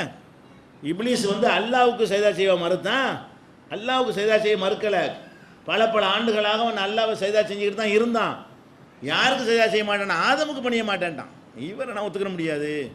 உண்மையில் இவனை விட அவருக்கு வந்து அறிவு கூடன்னு சொல்ல முடியாது. இப்போவும் இப்லீஸ் அறிவு நம்ம யாருக்காவது இருக்குதா? அவன் எங்கேயோ உட்காந்துட்டு நம்ம உள்ளுக்குள்ளே நுழைஞ்சிக்கிட்டு என்ன செய்கிறான்? நம்மளை வழி எடுத்துகிட்டு போயிடுறான். அந்த மாதிரியான ஒரு பவர்ஃபுல்லான ஒரு அறிவு அவனுக்கு இருக்குது, இப்போவும் இருக்கிறது. எவ்வளோ இந்த சைத்தான மனுஷரில் படிச்சுட்டு கெட்டு போயிருக்காங்களே, இவங்க செய்கிற எல்லா கிரிமினலும் இப்லீஸுடைய கிரிமினல் தானே. இவங்களுக்கு எங்கேருந்து கிடைக்கிறதுலாம்? இந்த விதவிதமாக ஏமாத்துறான் இல்லைங்க, விதவிதமாக மோசடி பண்ணுறானே, இவங்களுக்கெல்லாம் குருநாதர் யாருன்னு? இப்லீஸ் தானே. அப்போ அவனுக்கு அவ்வளோ அறிவிக்க போய் தானே உள்ளே நுழைஞ்சி வசுவி சுதூரின்னா மனித உள்ளங்களில் நுழைஞ்சு நம்மளையெல்லாம் பிரட்டி எடுத்துறானா இல்லையா? அவ்வளோ பெரிய அறிவு அவனுக்கு இருக்கிறது உண்மை. அறிவுனால் அவன் வெற்றியிட முடிஞ்சா? அறிவுனால் அவன் அல்லாவுடைய அன்பை பெரிய முடிஞ்சா? அந்த அறிவை கொண்டு அவன் சொர்க்கவாசி ஆக முடிஞ்சா? இல்லை. அடக்கத்தை கொண்டு தான் என்ன செய்ய முடிச்சு? மலக்குகள்லாம் அடக்கமாக இருந்தாங்க. ஆதம் அலைஹிஸ்ஸலாம் அடக்கமாக இருந்தார். அடக்கமாக இருக்கக்கூடிய மக்களுக்கு தான் சொர்க்கம் இருக்கே தவிர இப்லீஸுக்கு என்ன கிடையாது, சொர்க்கம் கிடையாது. அல்லாஹ்வுடைய லானத்துக்குரியவனாகி ஒரு டைம் கொடுத்துருக்கான். அல்லாஹ் அந்த அவகாசம் கொடுக்கப்பட்டதுனால ஆட்டம் போட்டுக்கிட்டு இருக்கிறான். அல்லவா கொடுத்த ஒரு அவகாசம் திறமையினால கிடையாது. பிறகு பிடிக்க வேண்டிய இடத்துல என்ன செய்வான், பிடிப்பான். அப்போ நம்ம என்ன வழங்கணும், இப்லீஸை தாழ்த்தியது தக்கப்புர் தான், பெருமை. தக்கப்புர்னா தான் என்ற அகந்தை, பெருமை, அது வரவே கூடாது. நாம் பெருசுன்னு நினச்சிடக்கூடாது. மற்றவங்களை இழிவாக நமக்கு ஒன்று தெரிஞ்சு அடுத்த ஒரு தெரியலன்னு வைங்களேன், அப்போ வரக்கூடிய அந்த ஒரு சந்தோஷம் அதெல்லாம் வரக்கூடாது. வணங்குதா, உனக்கு இந்த விஷயம் தெரிஞ்சால் அடுத்தவனுக்கு வேறு விஷயம் தெரிஞ்சிருக்கும். ஒரு 10 பேர் கேள்வி கேட்குறோன்னு வைங்க, நீ சொல்லுமா தெரியல, அந்த பிள்ளை சொல்லிச்சுன்னு வைங்களேன், ரொம்ப பார்க்கணுமே பூரிப்பை என்ன செய்ய, அந்த முகத்தில் 1000 வாட்டு பல்பு எரியும். எதில் 10 பேர்கிட்ட கேட்டு சொல்லாமல் 11ஆவது சொல்லிட்டாங்கன்னு சொன்னால் அது என்னமோ பெரிய இந்த சபையில் வச்சு கேட்டு ஆன்சர் பண்ண உடனே அப்படி சந்தோஷப்படுவாங்க. இது சந்தோஷமா இது? நீ இன்னொரு 10 கேள்வி கேட்கும்போது நீ பயிர் வைக்கல, வேற ஆள் கை வைக்கிறாங்க. இந்த கேள்வி உனக்கு தெரிஞ்சிருக்கு, அவ்வளவுதான். அனைத்தும் தெரிஞ்சு அர்த்தமா? எல்லா கேள்விக்கும் இந்த மாதிரி டான் பதில் சொல்லிங்க அர்த்தமாகுமா? ஏதோ ஒரு கேள்விக்கு நம்ம 10 பேர் தெரியாத கேள்வியாக தெரிஞ்சு வச்சுருக்கேன் அவ்வளோ நிறுத்திக்கணுமே தவிர பல விஷயங்கள் அடிபட்டு ஒன்றும் சொல்ல போனால், இப்போ நீங்கள் பெண்கள் தான் அதிகமாக மார்க் வாங்குறாங்க பள்ளிக்கூடங்களில். ஆண்களை விட என்ன செய்கிறாங்க, +2ல் எடுத்துக்கொண்டாலும் சரி, 10ஆம் கிளாஸில் எடுத்துக்கொண்டாலும் சரி, அரசாங்க தேர்வு நடத்தப்படுற 2 பரீட்சையிலையுமே பெண்கள் என்ன செய்கிறாங்க, பெரிய மார்க் வாங்குறாங்க. பெரிய மார்க் வாங்கினவங்களாம் இப்போ என்னவா இருக்கான்னு பாருங்கள். பெரிய மார்க் வாங்கினா பெரிய இடத்துல இருக்கணுமா இல்லையா? ஒன்றும் கிடையாது, அந்த மார்க் பெருசாக வாங்கி போட்டாங்க, அவ்வளவுதான். அதுக்கப்புறம் என்னடான்னு பார்த்தீங்கன்னா பெரிய பெரிய மார்க் வாங்கி விஞ்ஞானி ஆகிட்டாங்களா, பெரிய மார்க் வாங்கி பெரிய சயின்டிஸ்ட் ஆகிட்டாங்க, அப்படி யாராவது சொல்ல முடியுதா? இதெல்லாம் கிடையாது. ஒன்றில் அதிக மார்க் வாங்கினா அதனால் அறிவாளின்னு கிடையாது, அதனால் சிறந்தவன்னு கிடையாது. அதெல்லாம் பல தரப்பட்ட விஷயங்கள் சேர்ந்தால் தான் அறிவாளி ஆக முடியும். அதையெல்லாம் நம்ம அனுபவத்திலையும் பார்க்குறோம். பெரிய பெரிய படிப்பு படித்த மார்க் வாங்கினவர்கள்லாம், ஃபஸ்ட்டு மார்க் வாங்கினவங்கலாம் சோபிக்கலை. ஆக சராசரி மார்க் வாங்கினவங்களாம் எங்கேயோ போயிட்டான். சராசரி ஆவரேஜாக பாஸ் ஆகிருப்பான் பாருங்களேன், அவன்லாம் நல்ல நிலையில் மேலே போயிட்டுருப்பான். அவங்ககிட்ட இவன் போய் சம்பளத்துக்கு இருப்பான். யார்? ஃபஸ்ட்டு மார்க் வாங்கினவன் 25வது மார்க் வாங்கினவன்ட்டு போய் சம்பளத்துக்கு வேலை செய்வான். அதெல்லாம் நம்ம அனுபவத்தில் பார்க்கணும். அதனால் இந்த அறிவுங்கிறது இதெல்லாம் கிடையாது. அறிவுங்கிறது என்ன செய்யுது, நம்மளை அடக்கத்தை, முதல் விஷயம் அடக்கம் வரணும். அறிவு வந்து என்ன வந்துடணும், அது எல்லா மனிதரையும் போல தான் நீங்கள் இருக்கணும். உங்களை வந்து ஒரு தனித்துவமாக காட்டிக்கிட்டீங்கன்னா அன்னைக்கு தான் அழிவு, அன்னைக்கு தான் நாசம் ஆரம்பிக்குதுன்னு அர்த்தம். அப்போ நீங்கள் படித்ததுங்கிறத மறந்துடணும். எங்கே மேடையில் பேசும்போது தான் நீங்கள் படித்தவர்கள்ங்கிற மாதிரி அந்த செய்திகளை கிரகித்து சொல்லணுமே தவிர, மற்ற வாழ்க்கையில் எடுத்துக்கிட்டிங்கன்னா படித்தவருங்கிறதுக்கு ஒரு தனி அடையாளம் காட்டும் வகையில் என்ன செய்யக்கூடாது, நடந்து கொள்ளவே கூடாது. எவ்வளோ வீட்டுக்குள்ளே நுழைஞ்சாலும் சரி, நண்பர்கள்ட்ட பேசினாலும் சரி, சும்மா சாதாரணமாக நீங்கள் போகிறீங்க, 2 பொம்பளை பேசிட்டு போகிறீங்க, பேசிட்டு போனால் சாதாரணமாக பேச மாட்டாங்க. என்ன செய்ய தெரியுமா, நான் வந்து சேலம் மதரசாவில் ஓதி கொண்டிருக்கும் பொழுது அப்படிம்பாங்க. ஓதுன காட்டுறாங்க. அப்படி நீ யாருன்னே தெரிய, பஸ்ஸில் போயிட்டு இருக்கிற, செய்தியை பேசினா பேச வேண்டியது தானே. அங்கே எப்படி சொல்லுவாங்க, நாங்கள் சேலம் மதரசாவிலலாம் ஓதும் போதுன்னா பின்ன ஓதுன்னு சொல்கிறாங்களா. அப்படி அந்த செய்திக்கு சம்மந்தம் தேவையே இருக்கா அந்த வாசகம். அது மாதிரி என்ன செய்வான், சில பேர் என்ன செய்வான், நான் லண்டன் போயிருக்கும் போதுமா, இவன் இப்போ செய்தியை சொல்ல வேண்டியதானே, அவர் லண்டன் போனது நம்மகிட்ட சொல்ல நினைக்குவார். பஸ்ஸுக்கு பக்கத்தில் உட்காந்து போயிருப்போம்ல, இப்படி தாங்க நான் வந்து அமெரிக்கா போயிருக்கும்போது அப்படிமா. அதுக்கு என்ன அர்த்தம், இது செய்தி கேட்ட கேள்விக்கு பதில் சொல்லிட்டு போ, இது கூடுமா கூடாதானே, அது சொல்லணுமா இல்லையா? இவன் என்ன செய்வான், இப்படியெல்லாம் விட்ட போடுவான். இந்த மாதிரி எல்லாத்தையும் இருக்குது இல்லை, ஆலிம் சாக்கட்டை எல்லா மனுஷனும் இருக்கிறது. இது எதுக்கு உங்களை காட்டிக்கிறீங்க, ஆலிம்ட்டு இது காட்டிக்கிறணுமா எல்லாத்தையும் போய் நான் ஆலிமா படிச்சிருக்கேன்னு. பயானை கூப்பிட்டா போய் ஆலிமான்னு காட்டுங்க, ஆலிமான்னு 2 இடத்துல காட்டுங்க, அழகாக ப்ரிப்பேர் பண்ணி பேசுகிற இடத்துல காட்டுங்க, வாழ்க்கையில் அமல் செய்கிற விஷயத்தில் காட்டுங்க. அமல் செய்கிற விஷயத்தில் ஆலிமான்னு என்ன செய்யுங்க, உன்னை விட நான் நல்லா அமல் செய்வேன்னு காட்டுங்க, செயலில் காட்டுங்க. உன்னை விட நான் தான் பொறுமையாக இருப்பேன், உன்னை விட ஒழுக்கமாக நான் தான் இருப்பேன், உன்னை விட அடக்கமாக நான் தான் இருப்பேன்னு சொல்லாதீங்க. அப்படி நடங்க. அதுதான் ஆலிமாவுக்குள்ளதே தவிர மற்ற இடத்துல இந்த எண்ணமே வரக்கூடாது. இந்த பேப்பரை வச்சுக்கிட்டு என்ன செய்கிறது, ஆலிமா வச்சுருக்கேன், சர்டிஃபிகேட் வச்சுக்கிறேன், இதில் வந்துச்சுன்னா அது நாசுக்கேடு. வழங்குதா, அது வந்துருச்சு, நிறைய வந்ததுனால தான் நான் சொன்ன மாதிரியான ஒரு மணமகள் தேர்ந்தெடுக்கும் பொழுது கூட இது மாதிரியான ஒரு பார்வை வந்து பரவலாக தௌஹீது சகோதரர்களுக்கு மத்தியிலேயே உண்டாகிருக்கிறது. அதனால் இதை கவனத்தில் கொண்டு நம்ம வந்து பண்பட வேண்டும். பண்படாட்டி நம்ம படிக்கலன்னு அர்த்தம். இது வரலன்னு வைங்க, நம்ம படிக்கவே கிடையாது. என்னத்தை படித்தோம், படித்தா இது வரணுமா இல்லையா? பண்படுத்தினா தானே இஸ்லாமிய கல்வி. அப்போ இஸ்லாமிய கல்வியை நீங்கள் படிச்சிங்களா இல்லையா என்பதற்கு எப்படி நீங்கள் காட்டணும், பண்பட்டவர்களாக வாழ்ந்து காட்டணும். அது மாதிரி வாழ்ந்து காட்டினால்தான் இந்த கல்விக்கு அர்த்தம் இருக்குது. இல்லைன்னா அது இந்த 1 வருஷத்தை வேஸ்ட் பண்ணியாச்சுன்னு அர்த்தம். இது ஒன்றும் பண்படுத்தலைன்னா நம்ம இந்த 1 வருஷம் வேறு ஏதாவது செஞ்சுருக்கலாம்ல. வேறு ஏதாவது வீட்டில் உட்காந்துக்கிட்டு தையல் கலையோ வேறு ஏதாவது கைத்தொழில் கற்றுருந்தா கூட பயனுள்ளதாக போயிருக்கும். அப்படி இல்லாமல் இது பயனுள்ளதான் காட்டுறதாங்க என்ன செய்யணும், இந்த பண்பாடுகளை வளர்த்து கொள்ளுங்க, சொன்னபடி கற்றபடி செய்யுங்க, அதில் வந்து கர்வம் இல்லாமல் நடங்க. கல்வி வந்து எதை உண்டாக்கணுமோ அதை என்ன செய்யணும், உண்டாக்கி கொண்டே இருக்க வேண்டும். கல்விக்கு எதிரான விஷயங்களை உண்டாக்கி கொண்டு கல்விங்கிற பேரில் என்ன செய்யக்கூடாது, ஆட்டம் போடக்கூடாது என்று கூறி இந்த வாய்ப்புக்கு நன்றி கூறி நிறைவு செய்கிறேன். வாஹிரு தாவானா அல்ஹம்துலில்லாஹி ரப்பில் ஆலமீன். அஸ்ஸலாம்.